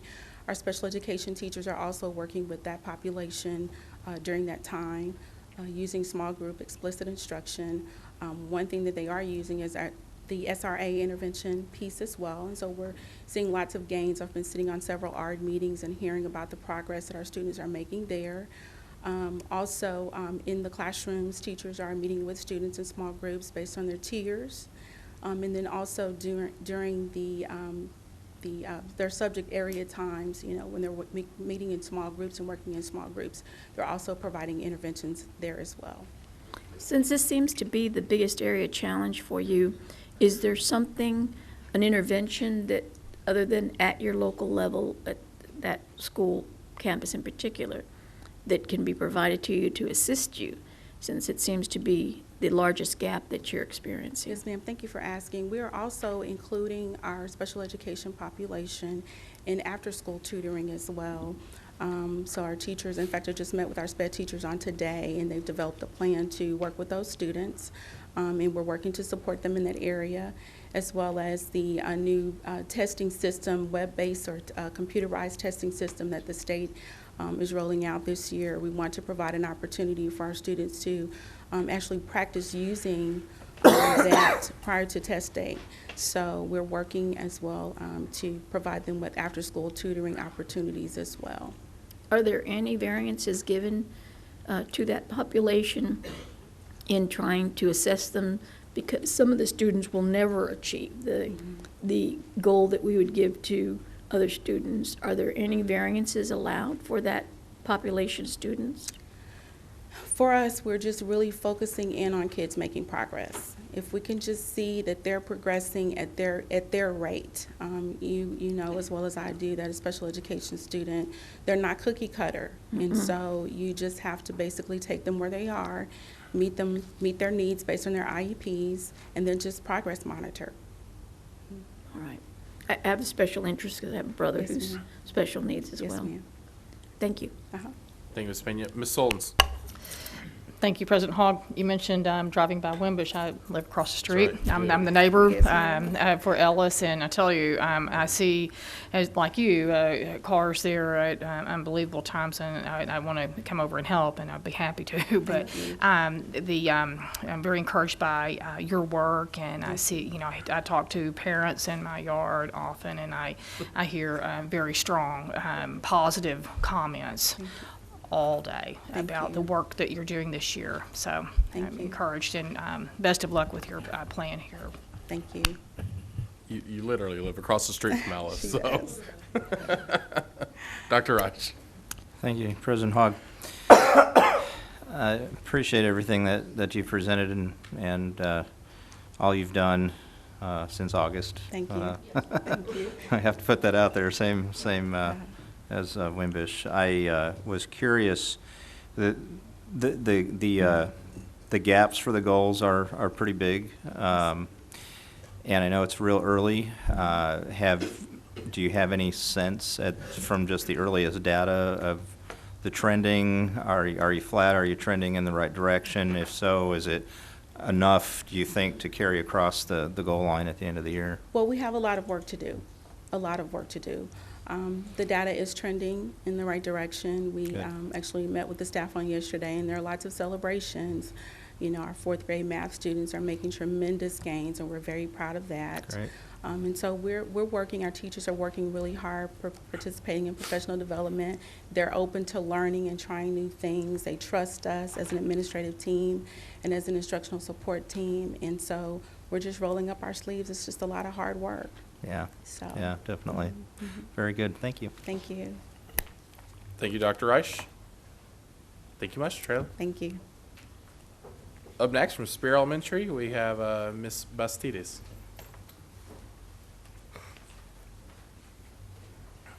Okay. Good evening. And we'll start off with our data. We did meet standards this past year, and I'm very excited, and our staff worked really, really hard to get there. So I'm very proud of them. And tonight they could not be here. They were all going to come, but I said no. But we're giving away turkeys tonight. It's reading night. And it's our biggest night where we get 300 plus parents to try to win those turkeys. So we needed all the support we could get over there. But my PSP is Judy Linderman, and she is unable to be here tonight. But in our scores, we hit the 60 for Index 1, a 38 for Index 2, 33 for Index 3, and a 15 for Index 4. The index that we did not meet last year was Index 3 in closing the achievement gaps. The safeguards that we'll be working on will be in mathematics, our African American students, and then in science, all groups in there. Okay. Our system safeguard number 1 is to increase student group percenting passing on STAR math and reading to a minimum of 55. In math, we'll be focusing on our African American students from a 53%, English language learner students 54%, special education students 38%. In reading, also our special education students at 46%. Okay. Some of the strategies that we will put in place. We will continue the systems that we put in place last year, which were the using the data dashboards, PLCs, and lesson planning and monitoring, all of those, in addition to the following, the rigor and relevant strategies. This is something that we do, I say we, Raquel and I have a coach from Raise Your Hand, Texas, who works closely with us, and we're working on the rigor and relevant strategies. His name is Manny Ortega. He helps us set up focused professional developments for our staff. So the strategies we're focusing on at Speer are the guided questions, anchor charts, higher order thinking skills. We also have embedded a focused intervention time where we do enrichment and intervention for all students. That's done different times for different grade levels throughout the day. We focus on specific TEKs based on the student need. So any extra staff available, any extra hands, tutors and volunteers from First Baptist, from the hospital, Arlington Memorial, all hands on deck. So we have small group instruction going on all day. We continue professional development on explicit instruction, focusing on academic vocabulary. And the explicit instruction is instruction that is systematic, direct, and engaging. And those are 3 main things that we work on our campus. And we're creating a framework for small group instruction in math. That was very key for us in guided reading. So we want to use that same framework for math as well. Evidence of effective implementation will be our district curriculum assessments, district academic checks, and campus concept checks. Those are teacher-made. We'll be spiraling TEKs that we didn't do well on or students didn't do well on. District literacy screeners are TPRI and Tejas-Lay. That really helps us on the fluency piece and the phonemic awareness piece. Instructional rubrics for students and teachers. 6 weeks writing focus. Every 6 weeks we do have a common writing prompt that we write on from pre-K through 6th grade. Walk-through data, and of course the STAR. System safeguards goal number 2, to increase the percent of student groups passing on STAR science to a minimum of 55%, all students from 47%, Hispanic students from 48%, economically disadvantaged students from 47%, English language learner students from 38%. We will have the same professional development and interventions. Those go kind of throughout all core subjects, so it's really just good teaching practices to just have throughout. One of the things we will add, or that we have added with title funds, is a student support interventionist. She provides small group instruction and also an extra lab time for 4th and 5th grade students. Okay. The evidence of effective implementation will be the same ones that we had before. And we post all of these on our data dashboard, so it's something that we're continuously looking at. So it keeps us on track to see that we are making those improvements that we need to make. The system safeguard goal number 3 is to increase percent of student groups passing on STAR writing to a minimum of 55. We didn't have enough of the student group to necessarily show as a no on the system safeguards, But since we are tracking and looking at data very closely, it is an area that's kind of standing out as a flag to us. So rather than wait, you start from the beginning. So African American students at 47%. And the thing that we add on here, we'll do the reroutement, reading and writing connection, and that's something through TLI that my other schools in Title I schools participate in. So we all kind of use that, and we also collaborate and plan together to do that. But we do our campus-based write-on. That's one thing that we implemented the first year I got there, and our kids look forward to it. We pick themes that the kids from pre-K all the way through 6th grade use. We have a writing exemplar wall, and they love to see how many papers get on there, all the 4s. So we have all grade levels posted on there. It looks like a big Scrabble board, but it's all beautiful writing. And then the evidence we'll be using are the same. And one of the things that we're doing a little bit different is in our PLCs, we're actually bringing all student work so we can evaluate the student work. And we think that's going to be very powerful for our next step. Questions?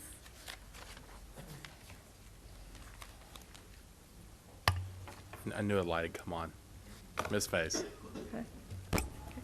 I don't have a question. I just want to say if we're going to celebrate our small positive things that we're doing, congratulations on not only meeting the minimum, but exceeding in indices 3. Thank you.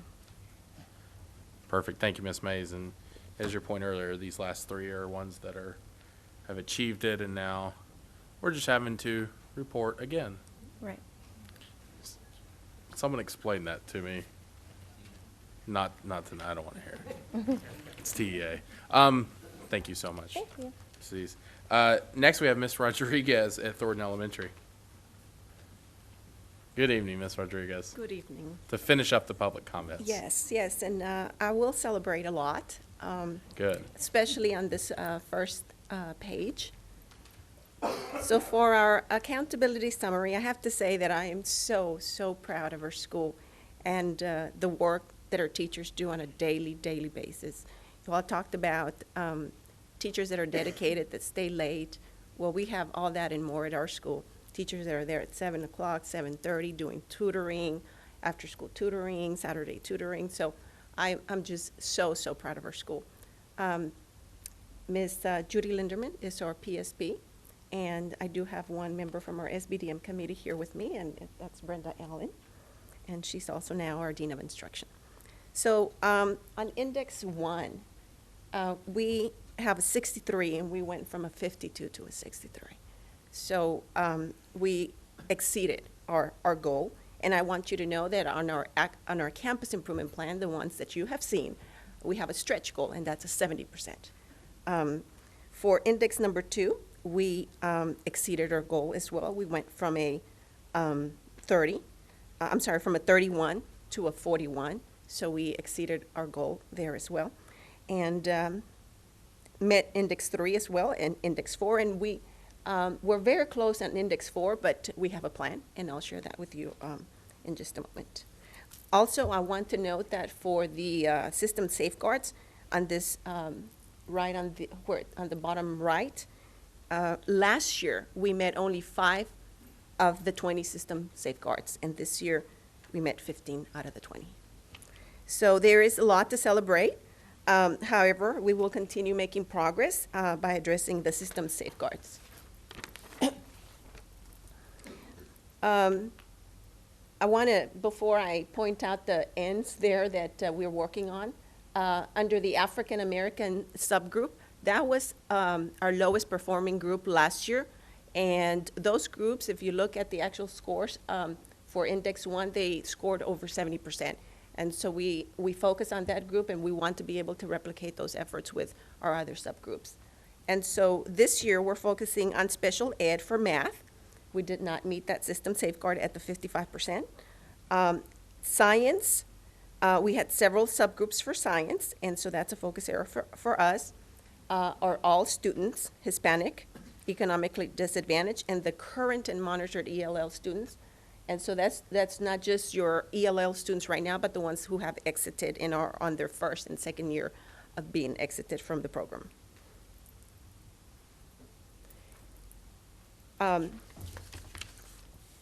For our improvement plan, we will increase the percent of students passing on STAR Science to a minimum of 55%. And as I said earlier, our stretch goal is a 70%.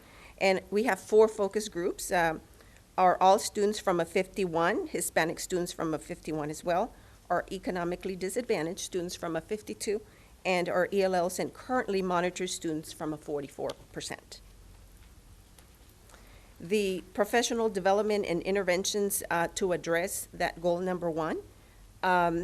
We went through extensive professional development last year, guided reading, small group instruction, and so this year we want to focus on differentiated instruction to meet the various learning needs and styles of our students, particularly the special ed students and the ELL students, monitoring 1, monitoring 2. On the next 2 interventions, PLCs and focus intervention time, I want to point out that our SBDM has been instrumental in creating campus-wide expectations for what the PLCs and the intervention time should look like. And so they took it upon themselves to get into subcommittees and come up with some campus-wide expectations that they shared with our campus. And so things like the norms are what the PLC product should look like. And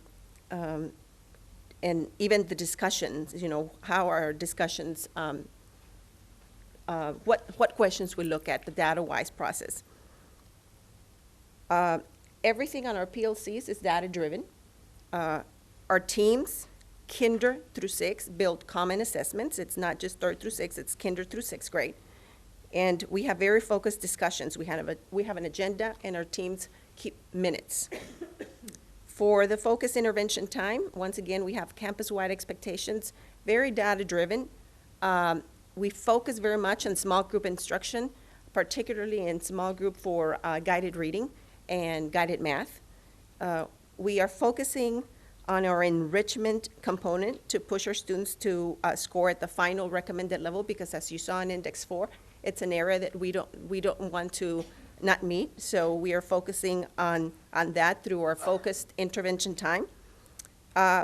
Teachers agreed with me and the SBDM that we needed to have an accountability piece, because we are putting our faith a lot on the focus intervention time. It's an hour a day for every grade level, and so teachers trusted us to borrow that time, and so we agreed that every task needed to have an accountability piece. It's not just while the teacher's doing guided reading, what is everybody else doing, and how do you know that they're learning? So they were in agreement with having an accountability piece. Something like a journal, an exit ticket, some kind of a tangible product. And then the tutor and support staff assistants. We have tutors that go in during the intervention time. We have our instructional coaches that go in. There is plenty of support. And not just during the intervention time, but our teachers are extremely dedicated. They do tutoring. Some of them do early in the morning. We have many doing after-school tutoring, and we have teachers doing Saturday tutoring. And so it's not mandatory, but our teachers want to provide that service to our students, and very proud of them giving up their time. Another intervention is the daily writing and science, because that's one of our major areas, and processing skills. So having that piece where our students are able to write and articulate their thoughts, that's especially important for our ELL students and our SPED students as well. And then very proud that our SBDM is also going to take part in learning walks. And I like this because they get to go, I'll give them a half day or an hour, whatever they need to go in their subcommittee and visit another grade level PLC or another grade level's intervention time, and so that they can learn. It's non-evaluative. I'm not going to be a part of that process. They can learn from each other, and so that way they feel comfortable in these 2 interventions. evidence of effective implementation. Of course, our common assessments, and we have them in grades K through 6. The district curriculum assessments, district academic checks, our PLC minutes. They do have a lot of data. Science journals, 6 weeks failure reports, so that we can check the progress even on report cards. Learning walks data, walkthrough data, and of course our STAR. For our system goal number 2, we will increase the percent of special education students passing STAR math to a minimum of 55%, and we're very close. We were at a 47%. And so very similar to the goals for goal number 1, we will continue our work on differentiated instruction for special needs students. We're setting up the professional development for that. We will continue the work of being a PLC and our focus intervention time. And similar to the other goal, we'll continue to look at the common assessments, the district CAs, district academic checks, PLC minutes, math journals, learning walks, walkthrough data, and the STAR.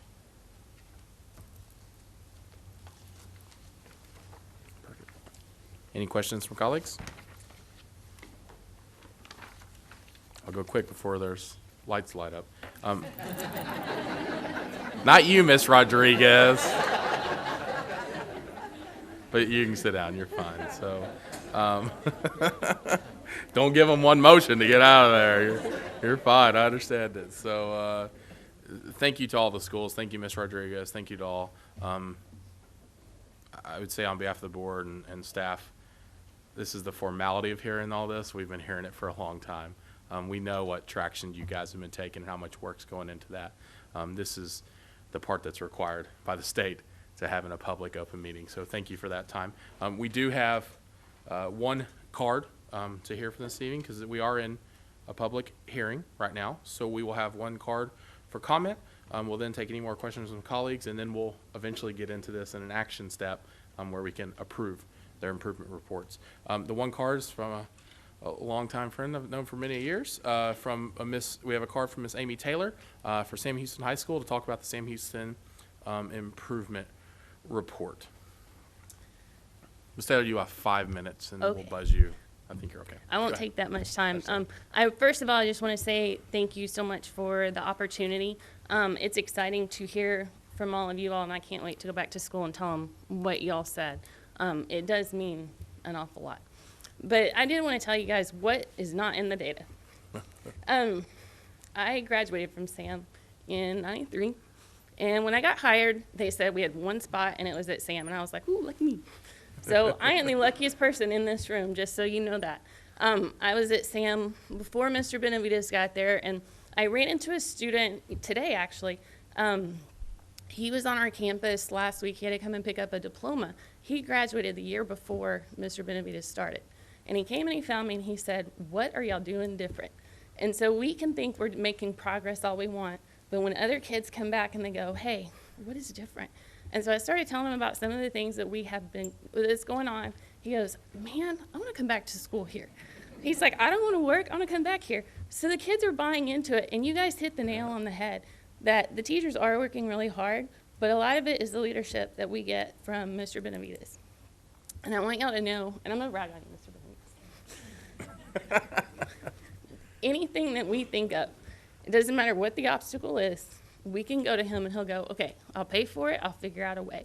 And it doesn't matter, well, yes, the data matters, but at the end of the day, it's what's best for that kid. One of the things that we get that I know a lot of other schools don't, it's called grab and go breakfast. And it's one of the things that has made the biggest impact in our school. Because if you don't work with kids who are in poverty, you don't realize what it does to them to not eat breakfast, to worry about, I have the same clothes as yesterday, my hair smells bad, whatever it may be, all those things they bring to school. And we have to get through all of that before we can start attacking what's in the data. But every single kid in our campus gets breakfast, every single one of them. And it has made such a huge impact. And that's because Mr. Benavides and Dr. Cavazos, we appreciate that. Because as teachers, we have kids now that they eat. And they come in and they're ready to learn, somewhat ready to learn. But they're also there every single day. And I know that they know that we care. I have a kid this year who, and this sounds crazy, but if you have high school kids, you know how attached they are to their technology. And like trying to get them to give it to you is like an act of God. They just will not hand it over. So I had a student who, his iPod got locked up and he couldn't undo it. And he doesn't have iTunes. His parents don't have internet. So he came to me, he goes, Miss Taylor, can you help me? Can you help me fix it? And I was like, yeah, sure, let me figure it out. I didn't know what I was doing, but I figured it out. So I gave it back to him, it was unlocked. So he brought it back yesterday. Miss Taylor, my iPod's locked again, can you help me? I was like, okay. So this time I got smart. I loaded it with 60 math apps and I gave it back to him. He goes, what is this? What did you do? I was like, I got some games for you to play. Now you can do your math. He was not real happy about it, but he goes, can I delete these? I was like, no, you cannot. And he's like, oh my gosh. That was this morning. After school, he came in and he found me. He goes, Miss Taylor, are you serious? I really cannot delete these. And I was like, no. So he left all 60 of those apps on there. And what that tells me is he trusts us enough to give us his technology to go, can you fix it? And before Mr. Benavides got there, that just wouldn't have happened. It would not have happened. The kids are really buying into what we're doing. It is hard, but I know that the teachers are buying into it as well. And this is the part that I wanted to tell you guys and tell Mr. Benavides. I didn't tell you this yet. So all week long, the closer it gets to a holiday for us. That means you have a minute. Okay. You have a minute. You're good. I was like, no. You're good. The closer it gets You're to good, a Miss Taylor. holiday, the more stressful it gets in our building for a variety of reasons. And it's hard. But there have been so many teachers this week that have said, I am here because Mr. Benavides is here. The leadership he's providing is changing our school. It's changing our culture. It's changing our community over there. And there are good things happening. Mm-hmm. It's very encouraging for us to know from you all that what's in the data is not the most important thing to our school or to you as well. And so I just want to let you know we appreciate it. And Mr. Benavides, we appreciate you too. So thank you. Perfect. Very well said as always, Ms. Taylor, and you're right, data's one piece, and if you think schools needs it, I tell them to come visit. Is the key. So at this time, do we have any other comments or questions from trustees?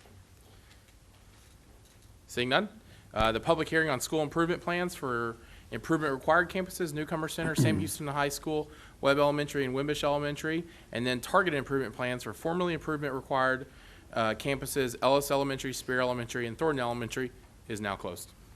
At that, we'll move on to the next agenda item.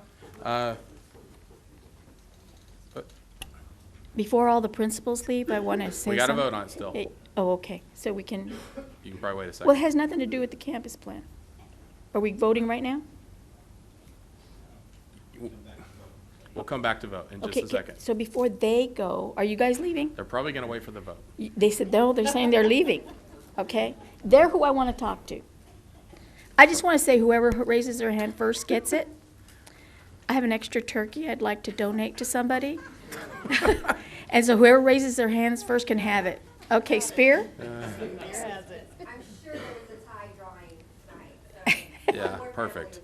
Okay, great. Thank you, Ms. Payton. We will. Do you have a turkey? I am a turkey. Just asking. I am a turkey, but I'm not offering myself up.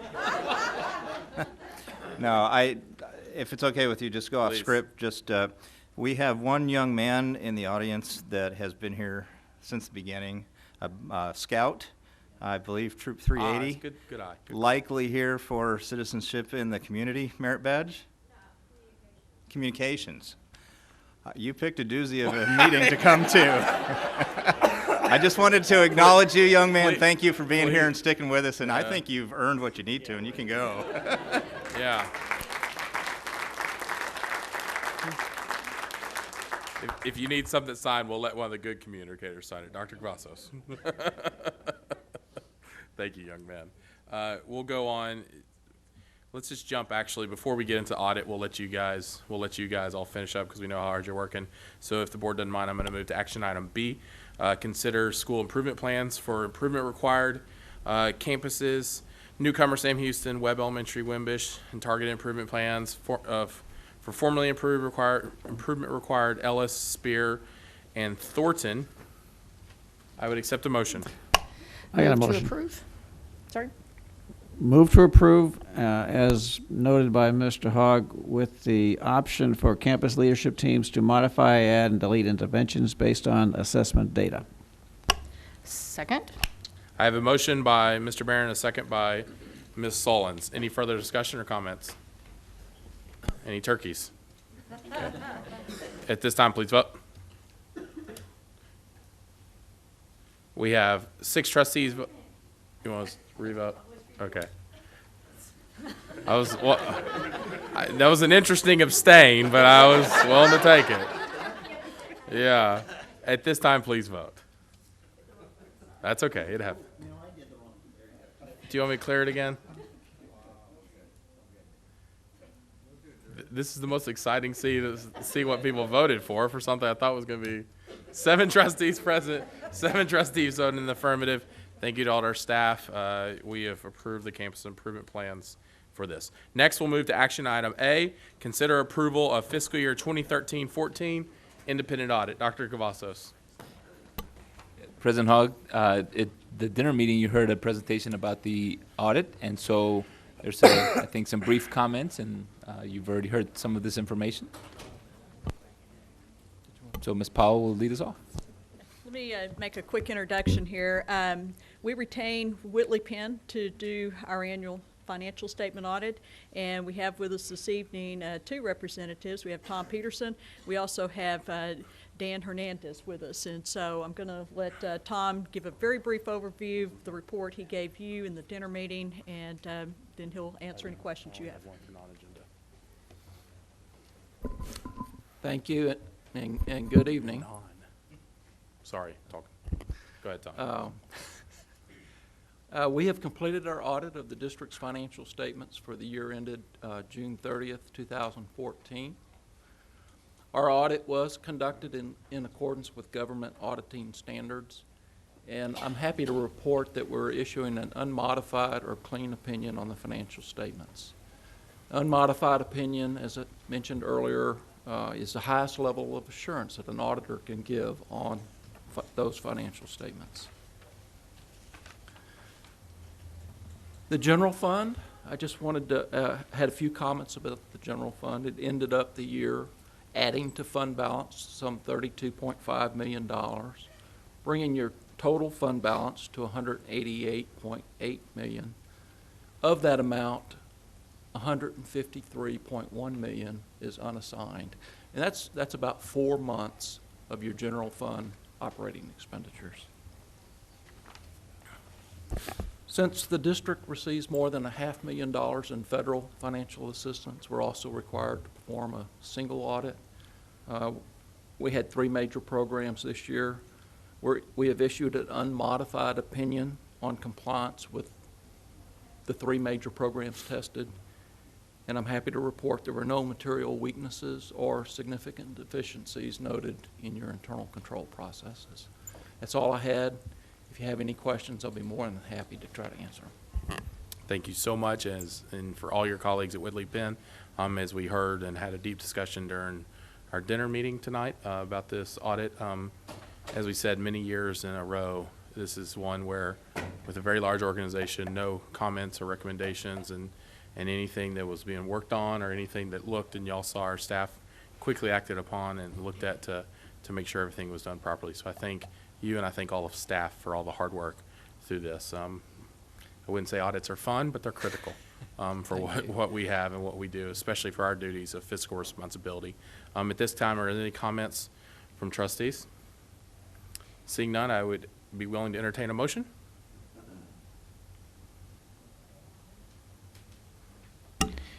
President Hogg, it comes from the audit committee and our chair over there.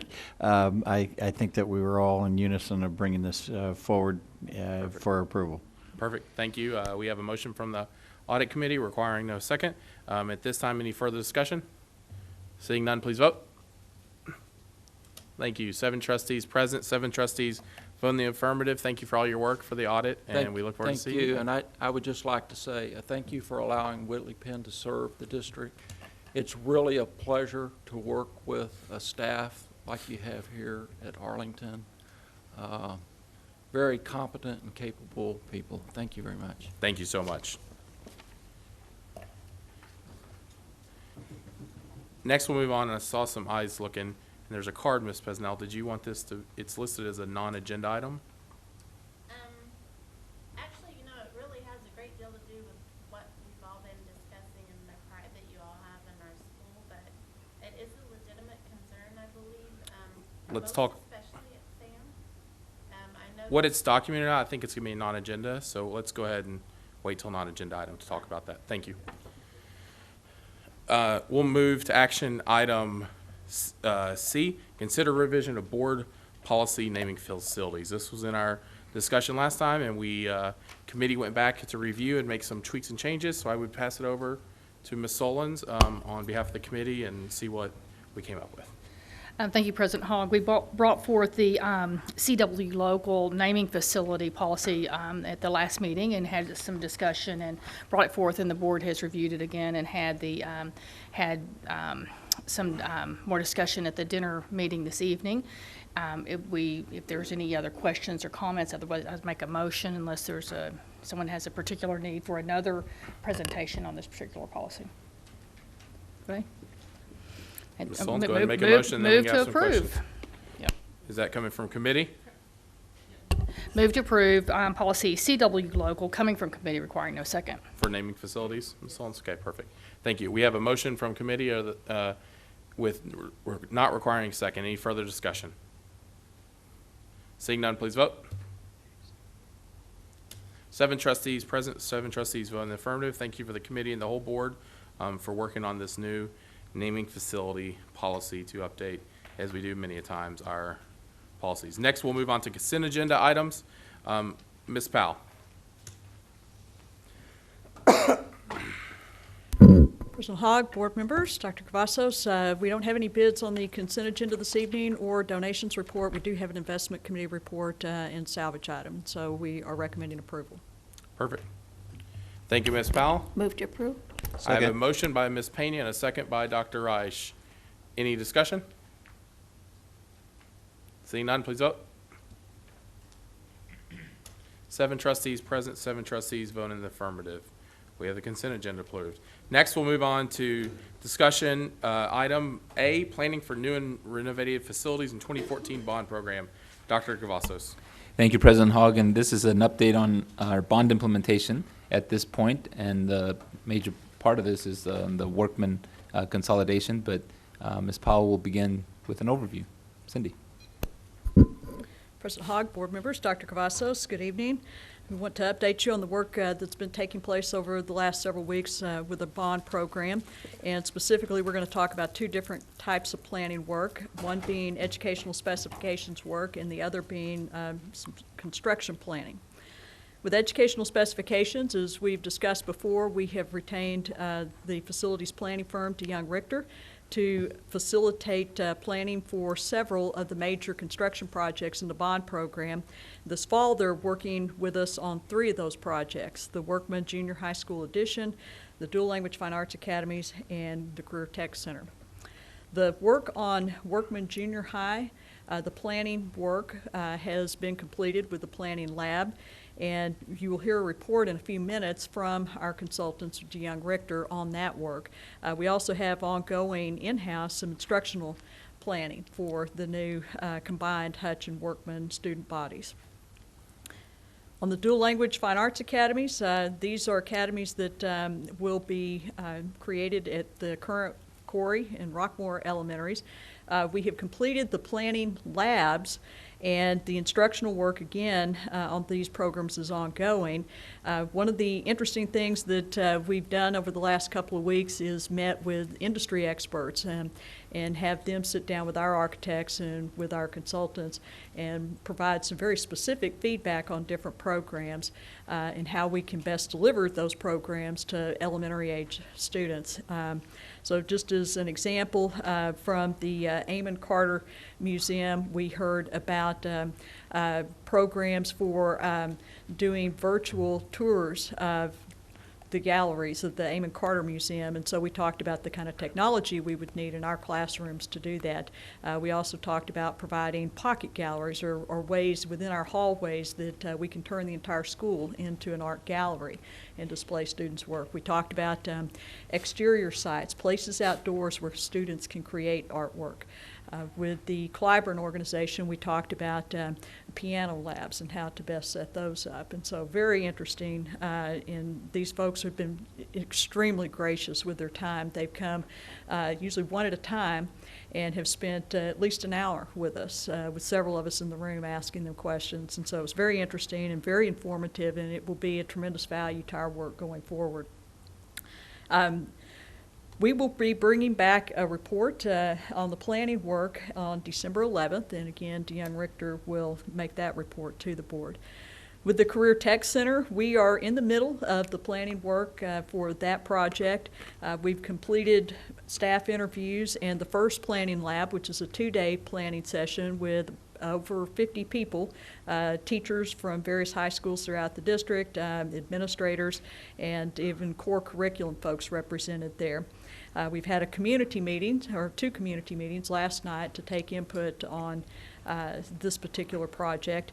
And the second planning lab will take place on December 10th and 11th, and then we'll bring the report to you all in January. One of the things we've done to help inform the work of the committee for the Career Tech Center is conduct an online student survey, a questionnaire where we ask students about their interest in various programs, and we had over 7,400 students actually reply to this or take this questionnaire. They did it mostly at school. We asked kids from grades 7 through 11 to take the questionnaire. They identified their priorities or their preferred programs, and then we also asked them to tell us, out of their preferred programs, tell us your top 3 choices. So the top 3 that have been identified have been healthcare, gaming and simulation, and engineering. So we've shared all of the results of the student questionnaire with the folks on the planning lab, on those committees, and so it's helping them as they work through their task. We have placed a questionnaire, basically a very similar questionnaire to the one we gave our kids, online on our website, and this is an opportunity for anyone in the community to provide their input on the types of programs that they would like to see offered at the Career Tech Center, and to also give to us any questions they may have about the facility itself or the programming there. So that questionnaire is available online now and will be available through 5 o'clock on December 4th. We'll have that data then back in time that we can share it with the Planning Lab Committee when they come back together on December the 10th. Just like we did with the Dual Language Fine Arts Academy, we've reached out to a number of our partners in the community, and we're seeking their input on this project. And this is a list of some of the folks that we have engaged in conversation so far. We will be setting up some very specific meetings for these folks to come in and visit with our architects, just like we did with the Dual Language Fine Arts Academy, and we look forward to their input. In terms of construction planning, this is work specifically on the multipurpose activity centers. As I've reported before, our architects have interviewed coaches and fine arts directors throughout the district, all 6 high schools, and compiled data on the kinds of spaces we need, numbers of lockers, et cetera. So they've compiled that data now. Now then we're moving into the phase of site evaluation. So the architects have been out to each of our 6 high schools to look at possible sites for locating the activity centers, and so in the next few weeks they will meet with senior staff and we will look at their information, their recommendations, and make some decisions on where we think those sites will best be situated. In terms of the construction managers, the companies that will actually oversee the construction of our projects, we are in the middle of selecting construction managers. We received 25 statements of qualifications, 25 different firms, in response to an RFQ we put out for that. We went through an evaluation process and we identified firms to interview. So this past week we have interviewed 13 firms. And so we are completing our work and our reference checks there, and we'll be bringing back recommendations to the board for construction managers December 11th. That is an update on all the projects we have at the moment, and so in a moment I'm going to, if you all don't have any questions for me, I'm going to turn this over to DeYoung Richter, David Sturts. We have two of the consultants with us this evening. We have David Sturts, who has been before this board before making reports. We also have Carrie Ann Wolf. They have been a tremendous resource to us as we have gone through this planning process. Our employees report they very much enjoy working with them. They find this work very engaging and very rewarding to them. And so we appreciate their time and effort. And so with that, I'm going to turn this over to David, unless you all have questions. We do have one quick question, okay. Dr. Reich. There you go. I just wasn't ready to see you go yet, Ms. Powell. With the decision on the placement of the multipurpose facilities, when that goes back, you said that you'll review, or it will be reviewed with senior staff.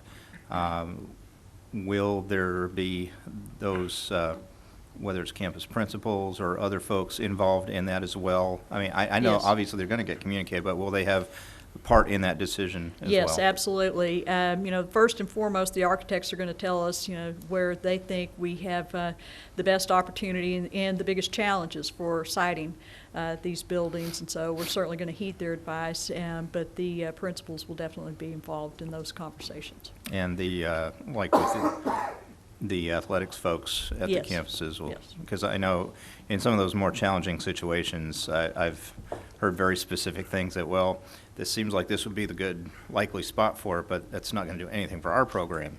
And obviously we have to consider the Right. whole. I just want to make sure that everybody's heard. Yes. Thanks. Thank you, Dr. Reich. Is that it? Ms. Powell. All right. David, Bring up our friends. David is up now. Thank you. Well, President Hogg, members of the board, Dr. Cavazos, it's good to say those words again and be back with you.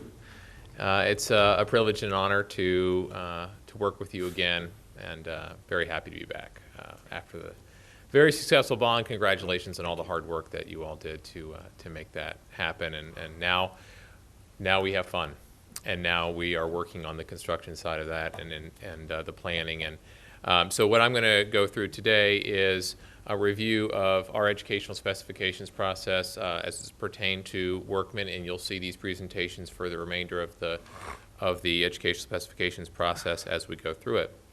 So defining our terms, what is an educational specification?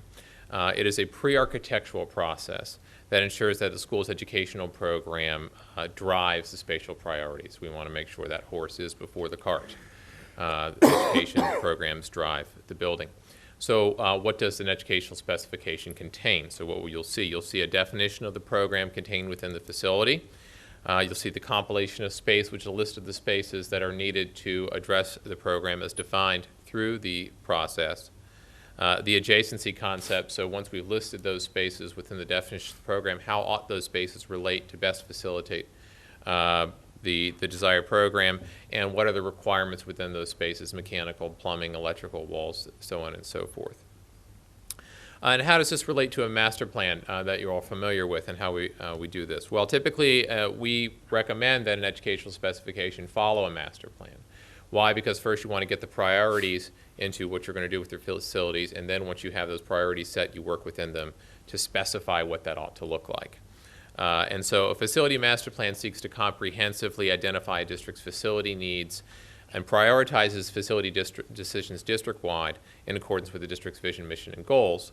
And then within that, an ed spec seeks to comprehensively identify a particular facility's needs and prioritizes decisions pertaining to that facility according to the master plan, which is based upon the district's vision, mission, and goals. So in other words, you can think of an ed spec as a master plan for one facility. This was one way to make the connection there. So the scope of our work, the charge given for this ed spec based upon the 2014 bond was to accommodate the consolidation of workmen and Hutchinson student bodies through the classroom additions and modifications to core facilities to accommodate the growth, and then to do the life cycle and condition improvements identified in the Jacobs assessment. And so that was our central charge.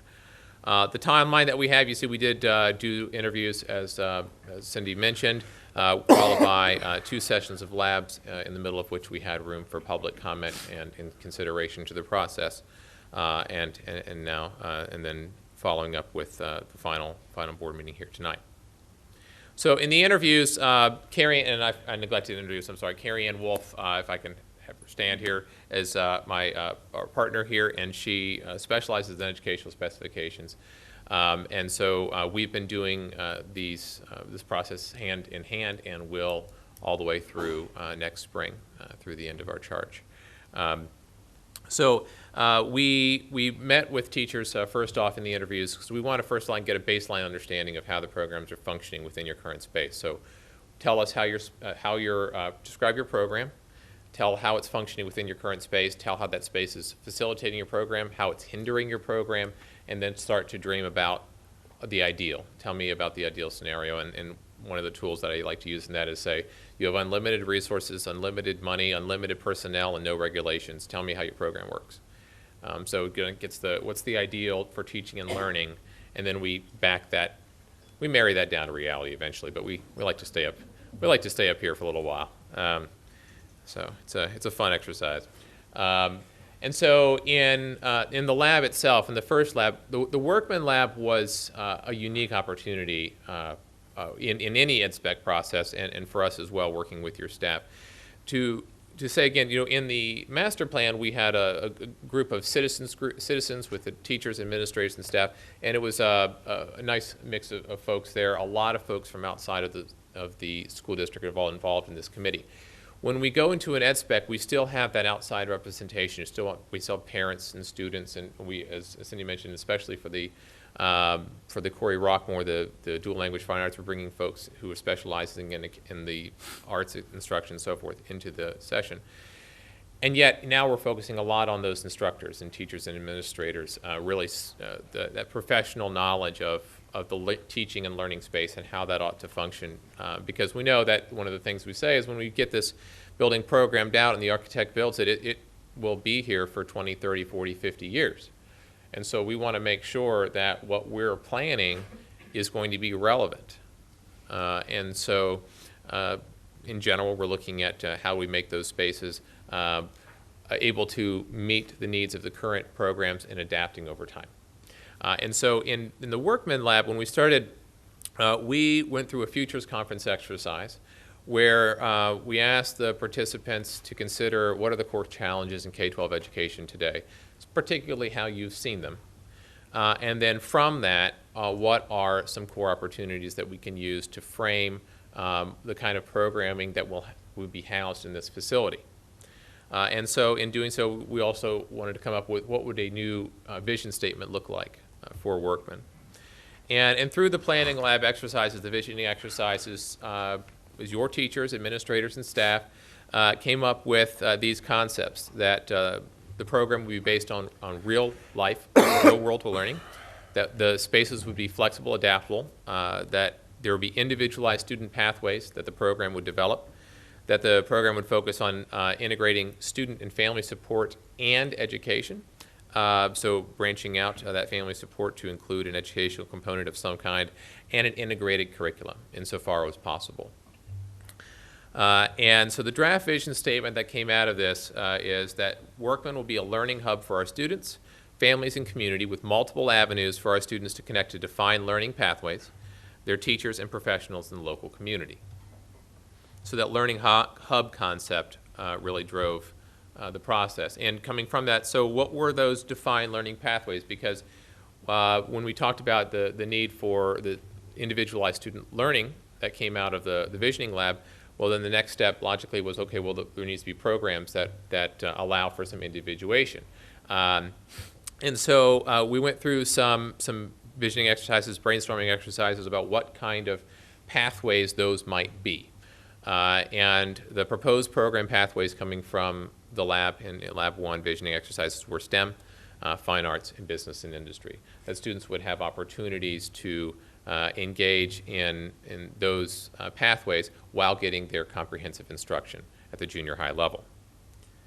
And so that was the visioning exercises. And then when we handed that over to Dr. Stephen Wirtz and Rick Garcia in the instruction side, the academic team, what they've begun to do is to take that visioning work and to put an executable plan in place based upon it for the upcoming year, and then a master plan for the years to come. And so that's being done right now. Considerations that are in play in that process include high school coursework, because one of the the core things that we're looking at here is what made this whole process back in the master plan very attractive was that the Workman and Hutchinson students going to Sam Houston, this would be a comprehensive, the feeder pattern would remain the same. And so we want to get them ready for high school, and particularly want to get them ready for Sam Houston. And just as an aside, what I found very encouraging in this process is that you have the principals from Hutchinson, the principal from Workman, so you have Kelvin and Elda here in the process, along with Fernando Benavides at Sam Houston, who has been very much involved in the labs, engaged in the conversations, knowing that these students will be his students. And so that, I'd say that's a very encouraging step, and it is informing the program instruction, that modeling that's going forth well beyond what we do with the facility. So kudos to them for that. So Planning Lab 1, we had the visioning component, which really then we give off the instructional side, Dr. Wirtz and Rick Garcia, who are taking that and fleshing that out. And then we go back and we look at, okay, so we have the draft concepts for the vision and the educational goals. So what are the educational spaces that we would need to support that? And so we presented to the lab participants a draft compilation of space, which is what we created from their interviews. As they were telling us how their current program functions, we get that together and we say that's 50 to 75% right from the start. And then we want them to take it and edit it and give it back to us in Lab 1. That's part of the process. And then we present it in the second lab as well with their edits, and it's tweaked at that point, and it's 95% there at that point, and we refine it. So the lab members also received a presentation on a variety of spatial concepts that you would look at in any kind of facility design. A double-loaded corridor, pods and commons and integrated pods and this, that, and the other. And so we asked people to describe the benefits and challenges of each. We turn those challenges into opportunities, and then all of those benefits and opportunities then describe the kinds of adjacencies and models that we need to take place and set forth in the upcoming visioning sessions when we go to the next lab, when we actually start to draw some adjacency models. We had community meetings, 2 meetings, one night, one at Workman, one at Hutchinson. Cindy Powell introduced the meetings and tied in the ed spec to the facility master plan and bond and how they related together. And then we facilitated the rest of the meetings, one bilingually to inform the community members of the progress to date. Had some very good questions from the community through index cards that were present there, as well as through the questionnaire itself. And you'll see all of the questionnaire responses in the final report, which will be delivered by the winter break. And then we facilitated a Q&A session, as I mentioned at the end, with the questionnaire.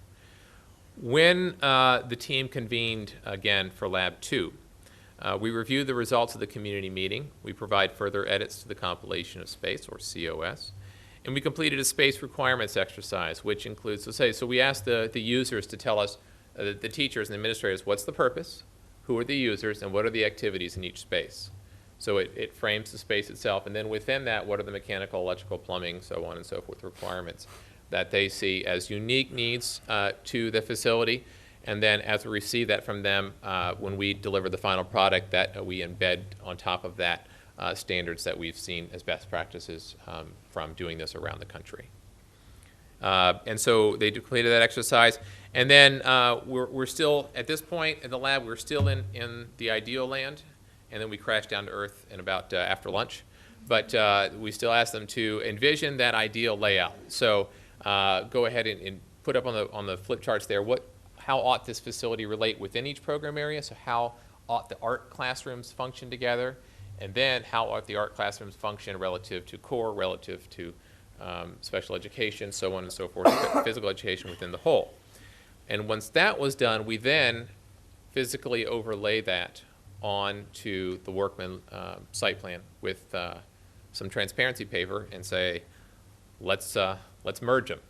And so to give you sort of a graphic of how this comes to pass is we start with that facility master plan direction, which is accommodating the consolidation of the student bodies into one and addressing the life cycle and deficiencies. Under the planning framework, that workman is not going to be, the new workman will not just be a large junior high. You know, the context of world-class facilities for all, we're looking at making this an additional program or an enhanced program for the students, particularly as they prepare for their high school career at Sam Houston. And so then we overlay the visioning output, which I mentioned to you, the core elements in the vision statement. All that we use and ask the participants to use to inform what kind of spaces are needed and at what quantities and what sizes approximately. Looking at the different models that are out there, selecting what are the ones that we want to go with, looking at the current floor plans, overlaying them, and you can see here's a transparency that was overlaid upon the floor plan, and coming up with conceptual models. This is not an architectural drawing, I can assure you, because I did it. But it's conceptual drawing. We call them bubble diagrams. So showing that in this sense, what we're looking at is that you do have spaces. History shares some adjacency with history, but not solely history. That there's some integration there to facilitate that integration of curriculum. We want to make sure that we have these courses, the classes that are next to each other in sort of in a pod concept of sorts, with some small group and shared learning spaces in between.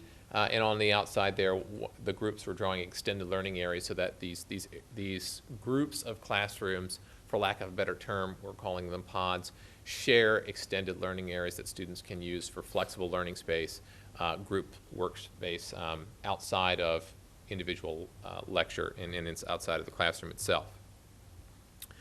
So again, the compilation of space really lists those desired spaces that we identify through the process, considering site and budget. So we have to work within an existing site plan and a budget, and that the spaces that we're recommending, which you'll see in a moment, be prioritized in the educational specification.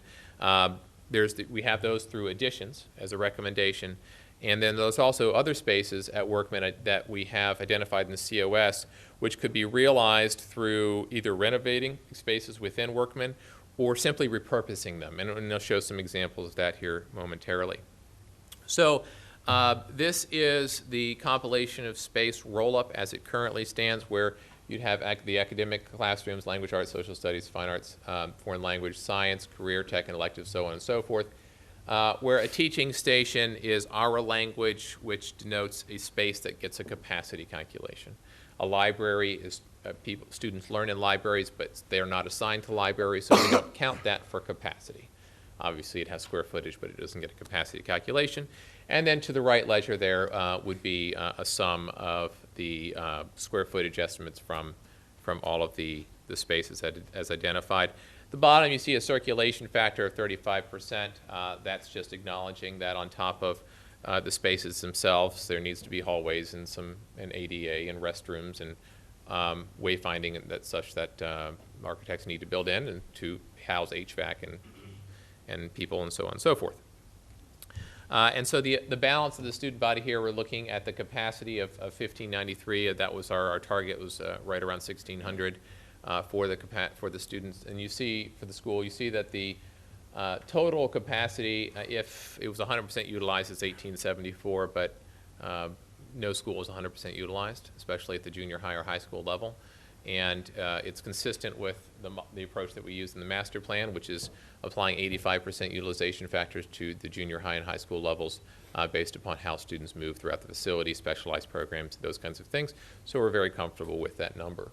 And so a breakdown there of the students per classroom selection that we are using, the teaching station number, and the number of students that each teaching station, group of teaching stations accounts for within the total capacity of a facility. The prioritized additions that we're recommending in the ed spec are prioritizing 16 classroom additions. with related supports spaces which are identified in the compilation of space. These include extended learning areas, small group tutor rooms, teacher workrooms, and along with the core modifications to the facility and, of course, the life cycle and priority investments. So these recommendations for the classrooms and support spaces and core renovations, they address the capacity needs while providing some modernized learning environments. And then as BRW architects, your assigned architects to this project develop their finalized blueprints with the specialized modifications, maybe budget room still within the budget, including these additions and recommendations to add in a new front entrance and administrative suite as well within the bond dollars associated with the project. So based upon the scope of work for the 2014 bond, the recommendations accommodate the student bodies emerging together through the additions and the modifications to the core and the life cycle condition improvements. And through the additional considerations, as I mentioned, there are some spaces in addition on the COS in addition to the recommendations which should be considered for repurposing, relabeling, and so on. So there may be some opportunities to relabel existing classrooms to better fit the adjacency models developed in the planning labs. Low-hanging fruit here would be, as you know, the adjacency models that the groups came up with, and they came up with 3 different models, all of which the architects are going to receive electronic files of. If there was all English classrooms in one wing, and we're looking at having more of an integrated pod concept with the different courses integrated, you simply relabel where the classrooms are. So simple solutions like that, all the way up to further renovations, which should be considered in the future. So there are some spaces. There are really, as I say, there are 4 categories of remaining spaces that, as I looked at it, you have in Workman after the recommendations themselves. And those are spaces at Workman that are currently at the recommended size, that are in the COS, but not part of our recommendations because you already have them, like the auditorium, right? Then you have spaces that are currently at Workman, but not at the recommended size. An example of this is the library, which is quite large. And so when we're replanning this school from scratch, the library would have a smaller footprint. So there lies some possible opportunities there to accommodate some space. For example, spaces that are not currently at Workman, but there are existing places for them. A lecture hall. In our language, we call it the Scola, the Harvard room, whatever it is. It's a space where 2 classrooms, 2 to 3 classrooms can get together for a presentation, either by a peer student, a teacher, a guest lecturer, so on and so forth. So that would be an opportunity there that you could maybe recapture some existing space. And then there are spaces that are not currently at Workman without existing spaces for them, and that's TBD, and that won't be known for sure until the blueprints are exactly done by the architectural firm, and then decide from there what would be some strategies you should look at in the master plan for this facility over time. Finally, in the final report, what you'll see these we call them space requirements with the purpose, users, and activities, and our category for that is the program area descriptions. So for here you see, for example, the extended learning areas. What's the purpose identified by the lab participants? Well, it's for collaborative learning. Who are the users, the teachers, and the students? The activities are collaboration projects, small group work. And we want these extended learning areas to be close to classrooms and to hallways. And so they double up as, in part, circulation factors sometimes. So that helps with the efficiency use of space within your school, as well as making, insofar as possible, all the spaces within the school learning spaces. And so intentionally carving that out next to your classroom so it can actually be used. As opposed to some place that's more of a storage or an off-to-the-side space, but a place that's front and center in your learning environments. And then you'd see the list of the mechanical, plumbing, electrical, lighting, equipment, furniture, so on and so forth requirements that the lab has identified as necessary based upon the visioning work, and that we've filled in based upon our work with districts and schools around the country. So next steps. For Workman, BRW architects will review the entire educational specification and develop architectural drawings and refined cost estimates that reflect the recommendations. And the anticipated delivery of the schematic design in full would be February the 1st. The district will, in the meantime, continue to work on defining the instructional program, as mentioned earlier in the process. And with that, I'd like to open it up to questions or comments from you all. Thank you so much. Questions or comments from colleagues? Dr. Rush. Great process. Don't expect anything different from you guys. Thank you very much.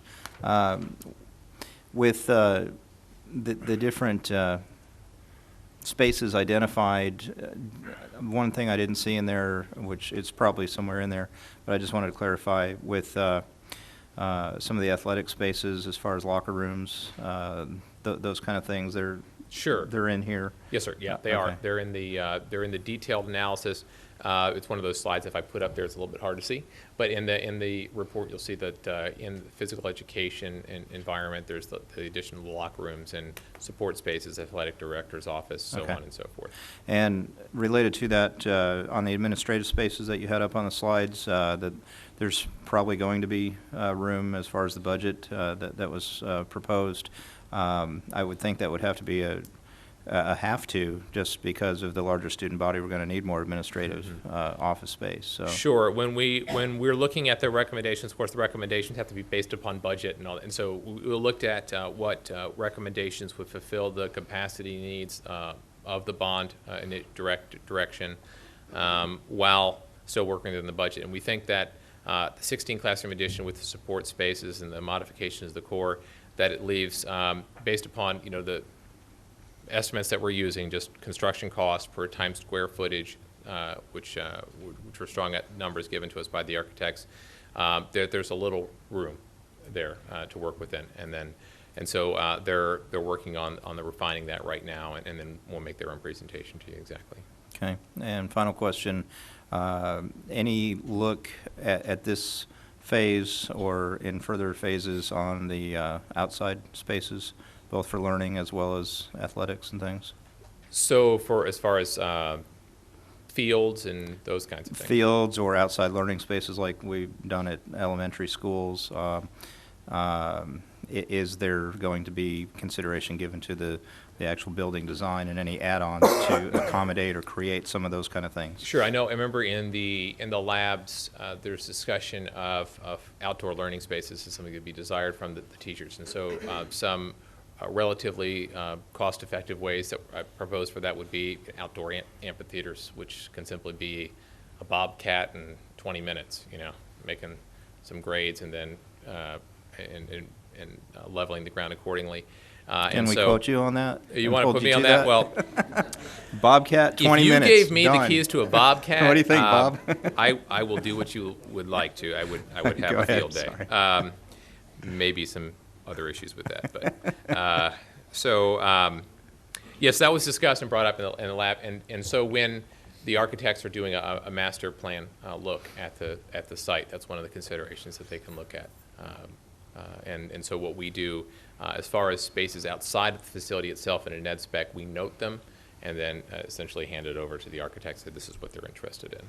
Very good. And this probably isn't under your scope as far as ed specs, but I would assume, Dr. Cavazos, that we are looking at traffic flow capacity, maybe working with the city or whoever, because there's going to be increase there. Absolutely. We have a team working with COG, North Texas COG, and the city to look at ways to flow the traffic as well as improvements on the streets and design and things like that. So Bob and Cindy and others are working with COG staff. This is a great process. Excited to see what the final ideas are on the educational innovations that can be had. It's fun. Thank you. Thank you. Any further comments? I think we're good. All right. Until next time. Until next time. Quickly. I would like to acknowledge, I think we have several of the committee members here Perfect. this evening, and so I'd like to ask them to please acknowledge. I think we've got the principals here. Fernando's here. We had several people, I think, earlier, and I think that that we've run a little late into the evening, so they may have stepped out. Yes. But we very much appreciate their dedication to this. This took a lot of time, 4 full days of folks planning, and then many of them attended the community meetings and put thought and effort into this outside of the lab work itself. So we thank them very much for their efforts. So. Perfect. Thank you, Ms. Powell. Next, we'll move into discussion item B, internal update plan audit. I will throw that over to the audit committee. Ms. Pena, introduce, and I know it's going to be Tim, but Ms. Pena, go ahead. Okay, we've got Tim Edwards, who is our internal auditor, who in a previous meeting presented us with the internal audit plan of which the board approved. And so now he's going to provide us with an update. All right. President Hogg, board members, Dr. Cavazos, and Ms. Chair of the committee. Earlier this year, you passed the annual audit work plan for internal audit, and now that some time has elapsed, the committee has asked that I update you on the progress made toward that plan. Before I get to the update, it's probably beneficial to refresh your memory regarding the basis, background, and development process that each year gets us to that actual work plan. But I will cover that very quickly because each of you has either previously or currently served on the audit committee, and so you have seen the detail involved in the preparation of that annual plan.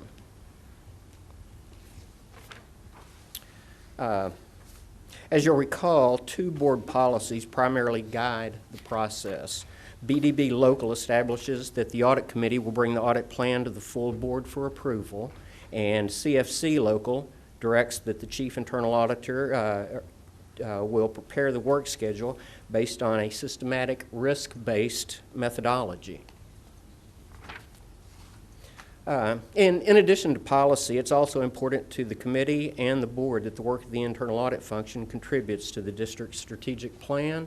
This is accomplished in part through activities such as financial and operational review and process analysis, through educating and promoting an appropriate tone of honesty and integrity in the way we conduct business, and by engaging the community significantly through our intern program that's done with our UTA students as well as their faculty and staff. So looking specifically at the risk basis for the annual plan, the list that you see gives examples of events or actions that would adversely affect the district if problems were present or controls were not in place or working as intended. As you can see, some of the risks that the district faces or must deal with include incorrect, unreliable, or incomplete information, erroneous record keeping, fraudulent financial reporting and financial loss, loss of assets as a result of inadequate safeguards, negative publicity or reputational risk, failure to follow existing policies or procedures or not complying with laws and regulations, inefficient use of resources, and more broadly, a failure to accomplish objectives and goals at multiple levels. Ultimately then, internal audit's work plan should align limited audit resources with those areas judged to be most important and of the highest risk.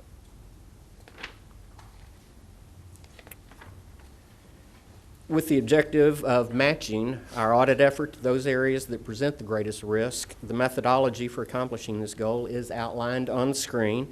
First, the audit universe for AISD consists of over 600 units. That is, we include all schools, departments, functions, and processes in that list. Number 2, the risk factors that we use to evaluate risk includes 8 criteria.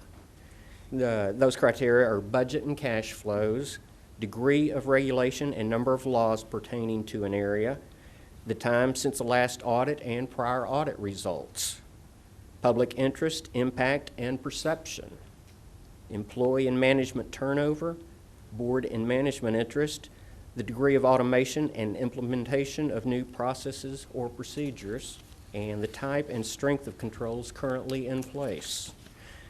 The third item in the process is to assign a weight from 1 to 5 to each of the previously identified risk factors For example, budget and cash flows carries a comparative weighting of 4.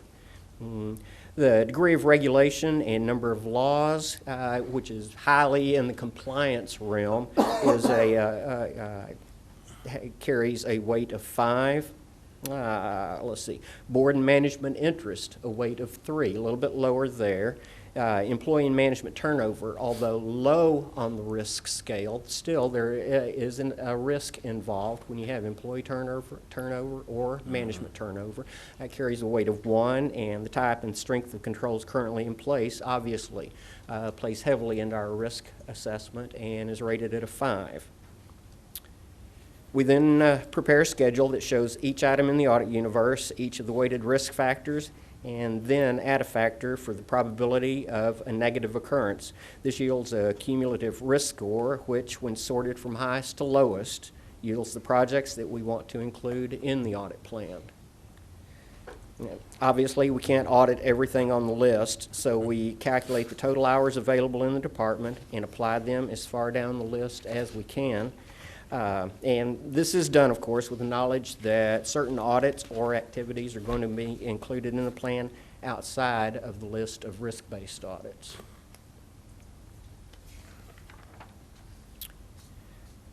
That's pretty much a recap of how the plan that you approved came about and that is now on the screen. This page, the first of 2, consists primarily of those things that I said were outside the risk-based activities. As you can see, we devote approximately 29% of our time to activity fund audits at the schools. And actually, this is down from about 65% 4 years ago, but this still allows us to audit every school at least once every 2 years. Inventory test counts and the schedule of agency funds or internal audit's direct contribution to the annual financial report and cover a portion of the district's safeguarding of assets risk and financial risk. Of course, the fraud, waste, and abuse reporting system is variable in number and the amount of time necessary for each report, but historically we've processed about 45 to 50 viable reports each year and budget on average about 6 to 10 hours per report. Then the last item on this page pertains to professional standards, as well as just an obvious best business practice, which compels us to allocate time to follow up on prior audit recommendations. The last page of the plan includes an entry for the process that I just described to prepare and present the plan. It takes about 150 hours from beginning to end to prepare that. The risk-based audits that you see listed here, which by definition should be some of our most important activities for the year, are budgeted for over 2,100 direct audit hours this year. And the final point I'd make with regard to this slide is that last year, as you recall, we managed a successful audit, or external audit, related to our payroll processes and procedures. And this year, our plan contains 2 outsourced projects, I think of very high priority. Construction management, of which a significant amount of effort will include auditing the use of bond money, and an information technology project that Chad Branham and I are currently evaluating. And as noted and discussed at length with the audit committee during the process of developing this plan, the 5,512 direct hours that are allocated represent over 83% of all internal audit hours available, and by industry standards is just a very aggressive goal with that percentage of direct audit time. The final slide tonight is the actual status report that the audit committee and I developed just this year. And it was included in your packet for readability. I apologize for the size on the screen. But on this document, you'll notice that all the projects from the work plan that I just displayed are listed, as well as administrative, continuing education, and leave time. Every hour for all staff and interns is scheduled on this document. And additionally, projected start and completion dates are shown, as well as budgeted hours, When a project is started, the actual hours are recorded and the completion percentage is numerically shown and in somewhat of a Gantt chart fashion visually represented.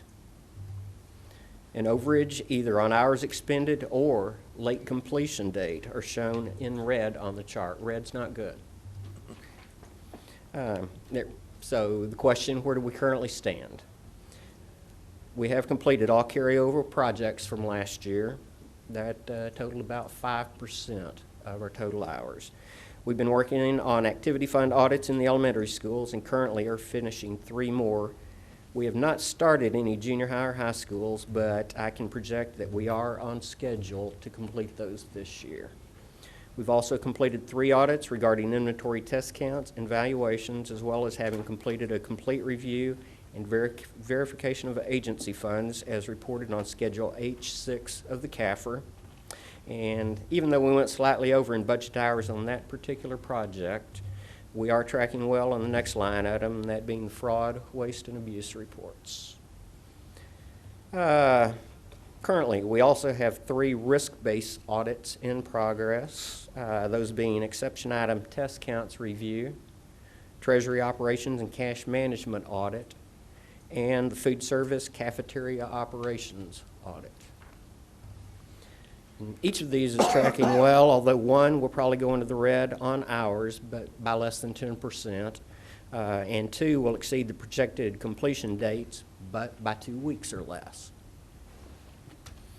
Final update note from the schedule that I'd point out is that we scheduled an audit of athletic ticket sales to begin October 1st. Due to other priorities, we have not started that project, but it will be initiated before the end of this month, so you'll see tracking on it in the next update report. And with that, I'll be happy to answer any questions. Perfect. Thank you, Mr. Edwards. We have lights coming up because we've had a lot of audit talk tonight, but we still have good questions. So, Dr. Reich. Thanks for the update and the report, Tim. I just have a couple of process questions on the risk-based applications. The formula that you described, is that something that is an accounting standard that you adopt, or is that something that you created for us?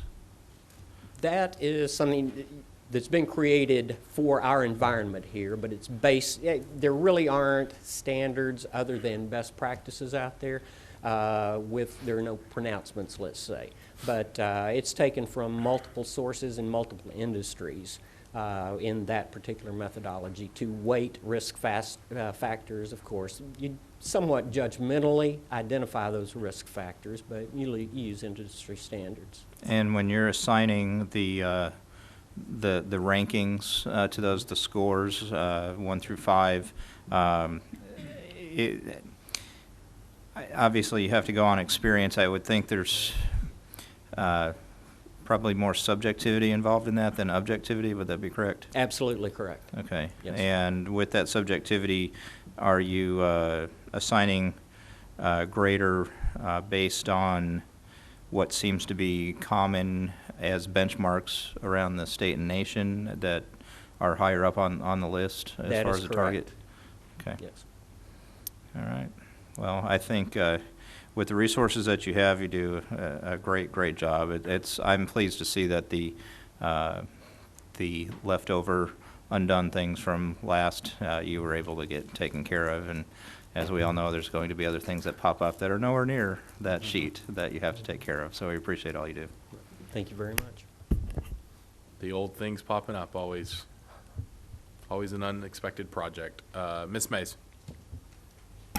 Thank you, Tim, for your report. Back to the list of the exposures and assigning the numbers. Once you have your list and you assign your numbers of your risk exposure, then you said you go back and you take the hours and you assign the hours available to, am I correct? Yes, we take our audit universe and our risk exposures. Right. and then enter in the probability of occurrence, which is somewhat subjective also. Yeah, but then we get the total risk score. We sort those from high to low, and using the total number of hours available in staff time, go down the list and assign those hours to the particular audits.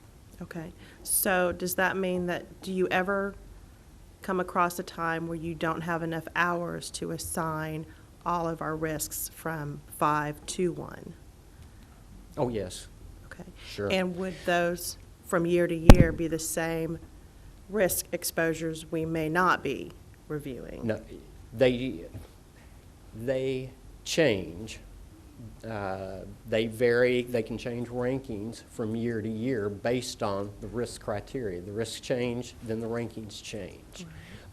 We try and maintain a 3-year list and utilize that in a manner to try and hit the highest ranking, all of them, over the course of 3 years or so. There's some items in the audit universe that we probably never will address, but they are such low risk that it's not worth the, honestly, not worth the effort to expend any time on. Okay. And subjectively low risk? Correct. Okay. Just want to make sure. And then my second question is, 85% direct audit hours, that is very aggressive. So when you have things that flow over from the previous year into this year, or in one of the other examples where you have something that actually took more hours than you thought it would, is that then tacked onto that 85%? So in other words, we're already starting off very aggressive, but we know we're going to have additional hours to pack in there somehow.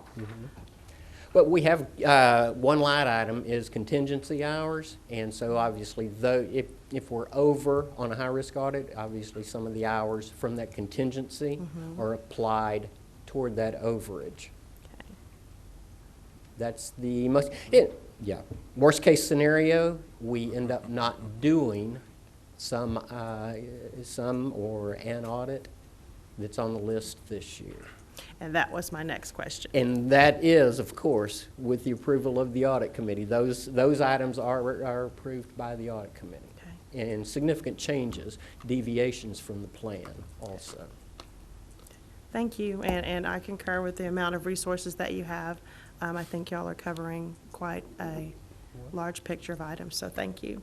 Thank you very much. And with regards to that being a very aggressive plan, I know I can appreciate that you recognize that, but that is very significantly due to the staff that we have.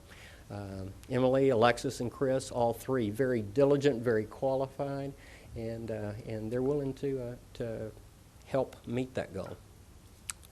Perfect. Thank you, Tim. You're not done just yet. Ms. Pena? One of the things I'd like to do is thank you, because I don't think that the world of our internal auditor was really known by many, just a few. And in the evolution, as you've been here, you've seen, there's been an evolution of determining what was going on. And the reason this document occurred was because it would give the audit committee a better view of what you were doing and when, and also because if something didn't happen, why, and what was the follow-up for it. There was no tracking mechanism for us in place, where you might have had it in your mind or somewhere what that mechanism would be. And then also, it also helps the audit committee determine. We know that what's going to happen is a priority will pop up, and that will delay something. But what is it delaying? And what is occurring with that item that still needs attention at some point. So this audit command of it's really, I remember when we discussed it, you and I, how we needed to see it visually, what was happening. And my idea was to put it like a project management work plan. And that's exactly what you did. You put it down so we can see month to month what is happening. And I really commend you, because the initial work to get something like that done may be somewhat extensive, but the ability to continually use the document and provide the information to the board, not just the committee, is a jewel.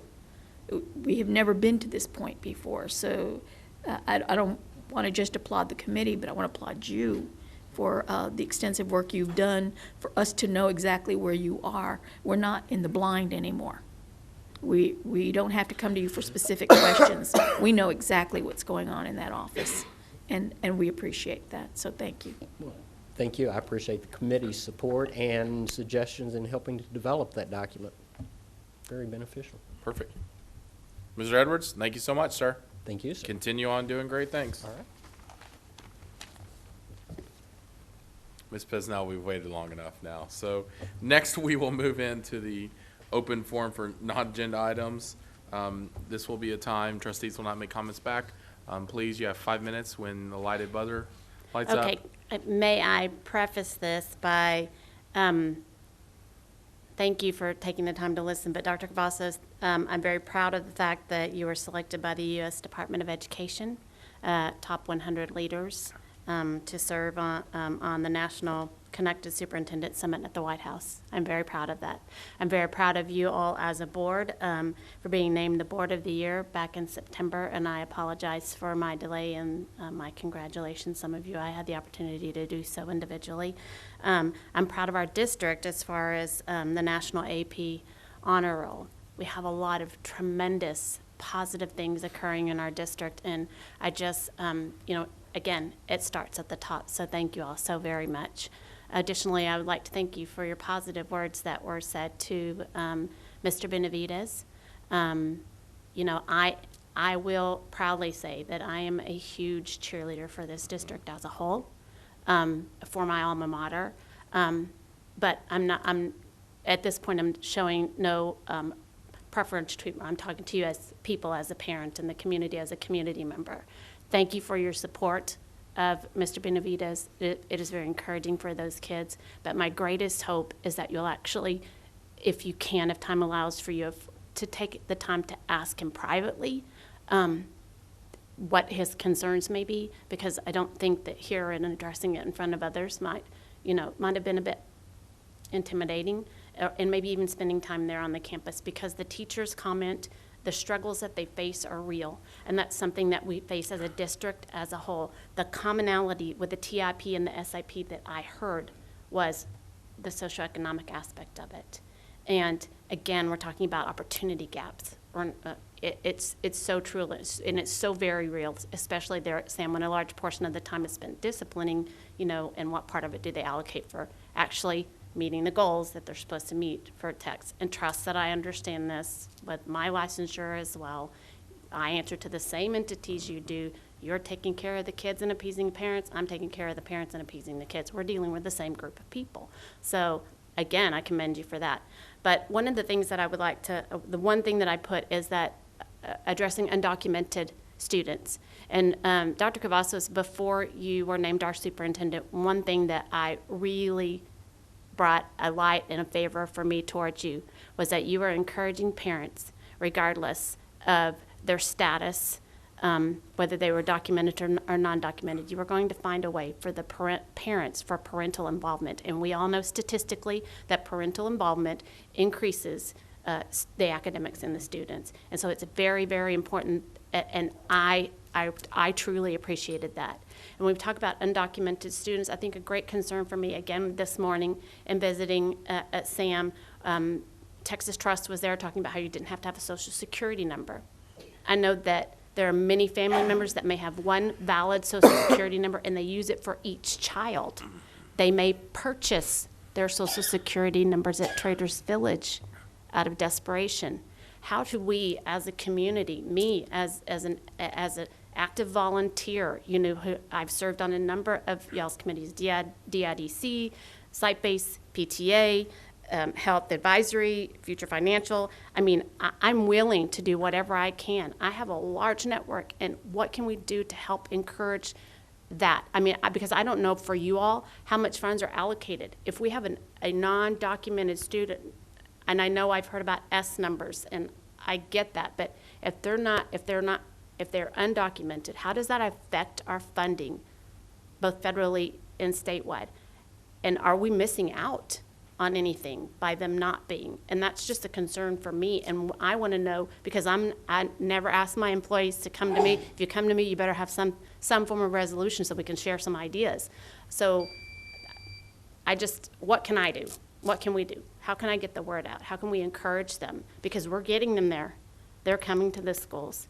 They're actively involved. We want larger volumes of them there so you can see what you're seeing, the increase in the rise in the academic aspect of it. So I just am very curious from y'all's perspective what I can do. And Ms. Pesnell, this is not a time for us to make comments back. Okay. This is non-agenda email you. items, so we can't really have a full discussion. We can listen, but I will tell you, this has been discussed. We have items. We have some things. We'll explain some of the funding on each student. And I'd ask Mr. Hill and Dr. Vassos to find some time and really kind of talk you Thank through you. and I explain it. appreciate it. But 'Cause again, we'll give you an thank you. explanation of that. I Unfortunately, appreciate- we can't say it right now, but we will Got it. give Got you it. those explanations. But just know that you have a whole entourage of people that are willing to do what we can to get the word out. I mean, other than telling someone to take up their gown and put on this, the physician will be right with them. I don't know any other Spanish, but, I'm here, so. Ms. Pesnell, let me leave it with thank you for all your support. I know how much you volunteer at Sam Houston High School. And stop beeping her over there, Lisa. I know. I'm sorry, Lisa. Thank you. I know you want to go home, but Thank you, Darla. thank you. Again, I appreciate you all. Your greatly. passion comes through, and we understand it, so thank you for Thank that. you.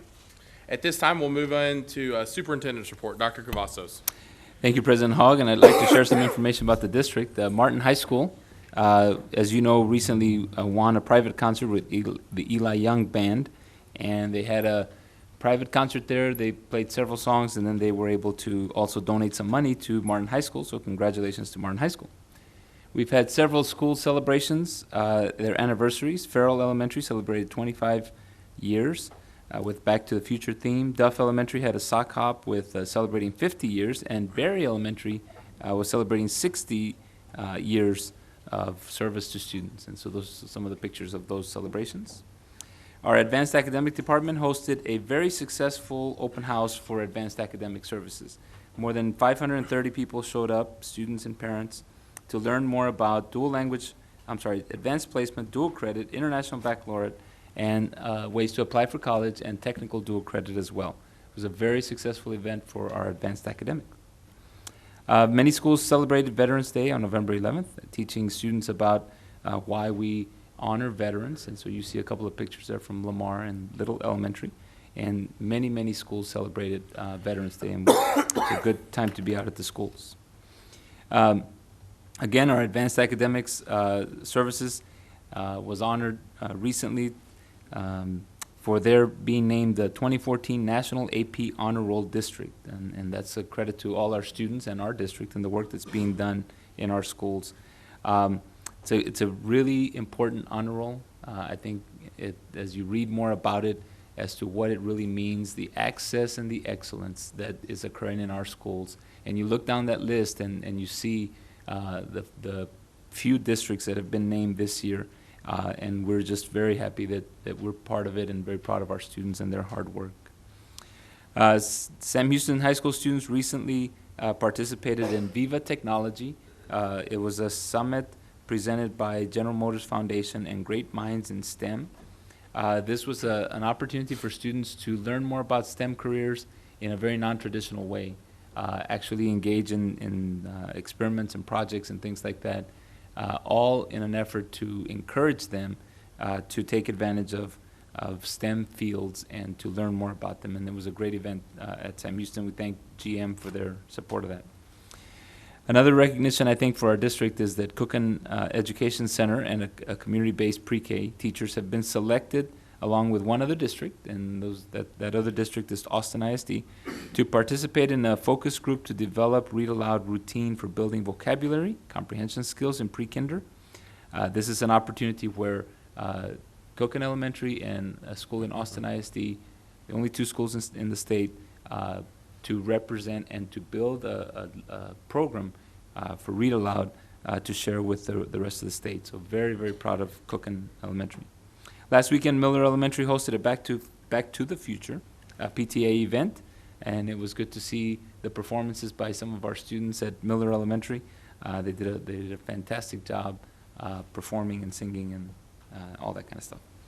Carter Junior High School students were among the lucky first few to enjoy the General Motors Outdoor Learning Center. And you see from General Motors and their commitment to an outdoor learning center. And the foundation presented the district with a grant to recognize the work of Global Rivers Environmental Educational Network. This is an effort with, again, GM being a community partner. This is specifically for students to learn about the environment, and we appreciate their support. Last but not least, I had the honor of representing our school district and our 64,000 students in Washington yesterday at the White House, and a summit that was convened there. We got to hear President Obama address 100 superintendents from across the nation, and the importance of providing access to our students with technology and resources. And it was very encouraging to see the work that was being done across the country, but also the commitment from the federal government as well. It was a great event. Several superintendents asked, what are you most proud of your district? And it always comes back to the students. Most proud of our students and the work that they do and the commitment that they have to learning. And so I thank our technology department for being very innovative and our board for the strategic plan and things like that. It was just a great event. I had a great time. Thank you. That concludes my report. Thank you, Dr. Vassos. Now we'll move on to board reports. Ms. Sullins. Thank you, President Hogg. This evening I just wanted to give the group an update on our governance committee work that we've been doing, and we talked this evening about policies, and all of our policies are now updated and current. And but in addition, we've been working a lot on the legislative side for the last several weeks. I want to first of all thank Dr. Reich and Mr. Barron for the countless hours that they have spent already working on the legislative concerns. At this point, we have met with all of our local delegates and visited with them on our legislative agenda, gone through in detail and followed up. In addition to that, the committee, without me, met with Jimmy Don Aycock. And so we are making progress, getting in touch with as many legislators as possible. Last night we attended the NTA-AISD legislative update as a group. And with that group, we're also working on a new targeted advocacy plan where we identify legislators by school districts so that we can, when we get down to that nitty-gritty last-minute advocacy, we can finally find another district to join us in advocacy to lend an ear on very specific projects. So that work is going well, and hats off to NTA-AISD for helping with that. That being said, we're actively monitoring what's going on every week. Ms. Powell, Superintendent, of course, have been in all of these meetings with us, and as we visited with the delegates, we have asked that we have an opportunity to go down and testify, to be in Austin more, and when that comes around, we're going to need, of course, the full board when you're available to go down and share with our lawmakers your point of view. So that we will know more about that, and as that rolls out, I know Ms. Powell will be helpful in making those appointments for us. But I wanted just to give you a heads up that you may be, if you might be available to testify, would be helpful. And so it's been a busy time. When January will be here soon, and we are working very diligently to be prepared as a district. Thank you. Thank you, Ms. Sullins. As people say, legislative session's 140 days. Longest 140 days of your life. Ms. Mays. Thank you. I had the opportunity to attend the Farrell 25th anniversary. That was very exciting, since that was the elementary school where my students attended. My children attended. And as excited as I was to be there to celebrate the 25th and see teachers that are still teaching there that taught the very first day that the school opened was exciting, but I think they were more excited to see the growth of my boys than me, but that's okay. Wonderful program by the students. I also had an opportunity to attend the Optimist Club banquet. That was quite a treat to see the students receive scholarships just to see the fruit of the labor that you've done while you've been in school for years and years, I think it's wonderful. So I didn't receive any of the dollars or any of the winnings, but to see those kids' faces, and I'm sure their parents, to have a little offset cost of going to college, I know was great. So what they do in our community is really good. I also had the opportunity to attend the Veterans Day celebration at Sam Houston High School. That was very exciting as I got to sit very close to one of our veterans, along with Mr. Benavidez being a veteran. I think the most touching thing for me was the sound of the band playing taps. It was very moving, very solemn, and the band did an excellent job as well as all the other participants. I also had an opportunity to attend the All Region 5 Junior High concert at Martin for all the students that made All Region Choir. It was very, very nice, and I must say that AISD was very well represented amongst the groups of students that were chosen to participate. And then lastly, I was able to kind of stick my head in for the Advanced Academic Open House while I was attending another meeting there, and I was just very pleased to see the large attendance of students with their parents, and their parents dragging them around, and students dragging them around, and all of the information that was there provided. I thought that was very exciting, and I thought I was bringing home some information to share with my oldest son for him to tell me, I already know how to calculate my GPA, Mom, so I thought I could help. But anyway, wonderful things that the district is doing, and glad to be a part of some of it. Perfect. Thank you, Ms. Mays. Ms. Pena. Real quickly, I attended the Farrell Elementary 25th anniversary with Peter and Keisha. The board attended the Diane Patrick Appreciation event because she's done a lot of things for the educational environment here in Arlington. She's been a very strong advocate, and we really appreciate her. And then a Budget and Finance Committee meeting with John, Jamie, and myself, of course with staff. And then Duff Elementary 50th anniversary, in which Bowie is an alumni there. So he gave a nice little speech with Peter and Aaron. And that's it. Should have heard that speech, Mr. Hibbs. You would have liked it. Mr. Barron. It really was a good speech. From a Duffster. Let's see. Ms. Sullins, we not only briefed the delegation, we briefed not the winners, but also all the non-winners. Yeah, everybody came in and got basically the same briefing from us for our legislative agenda. It was very good.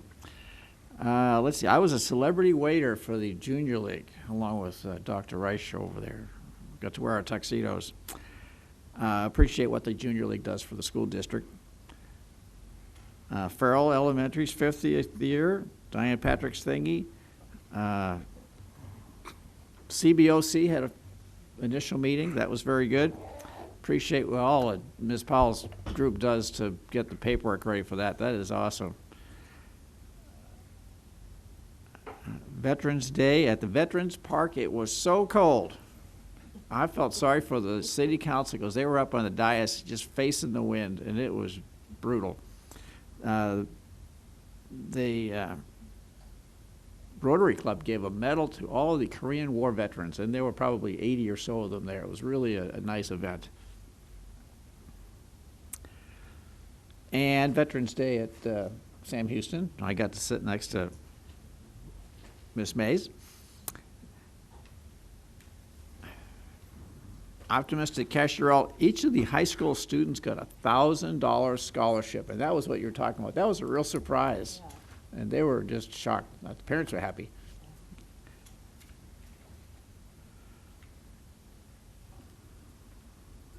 And that's about it. Berry Elementary 60th.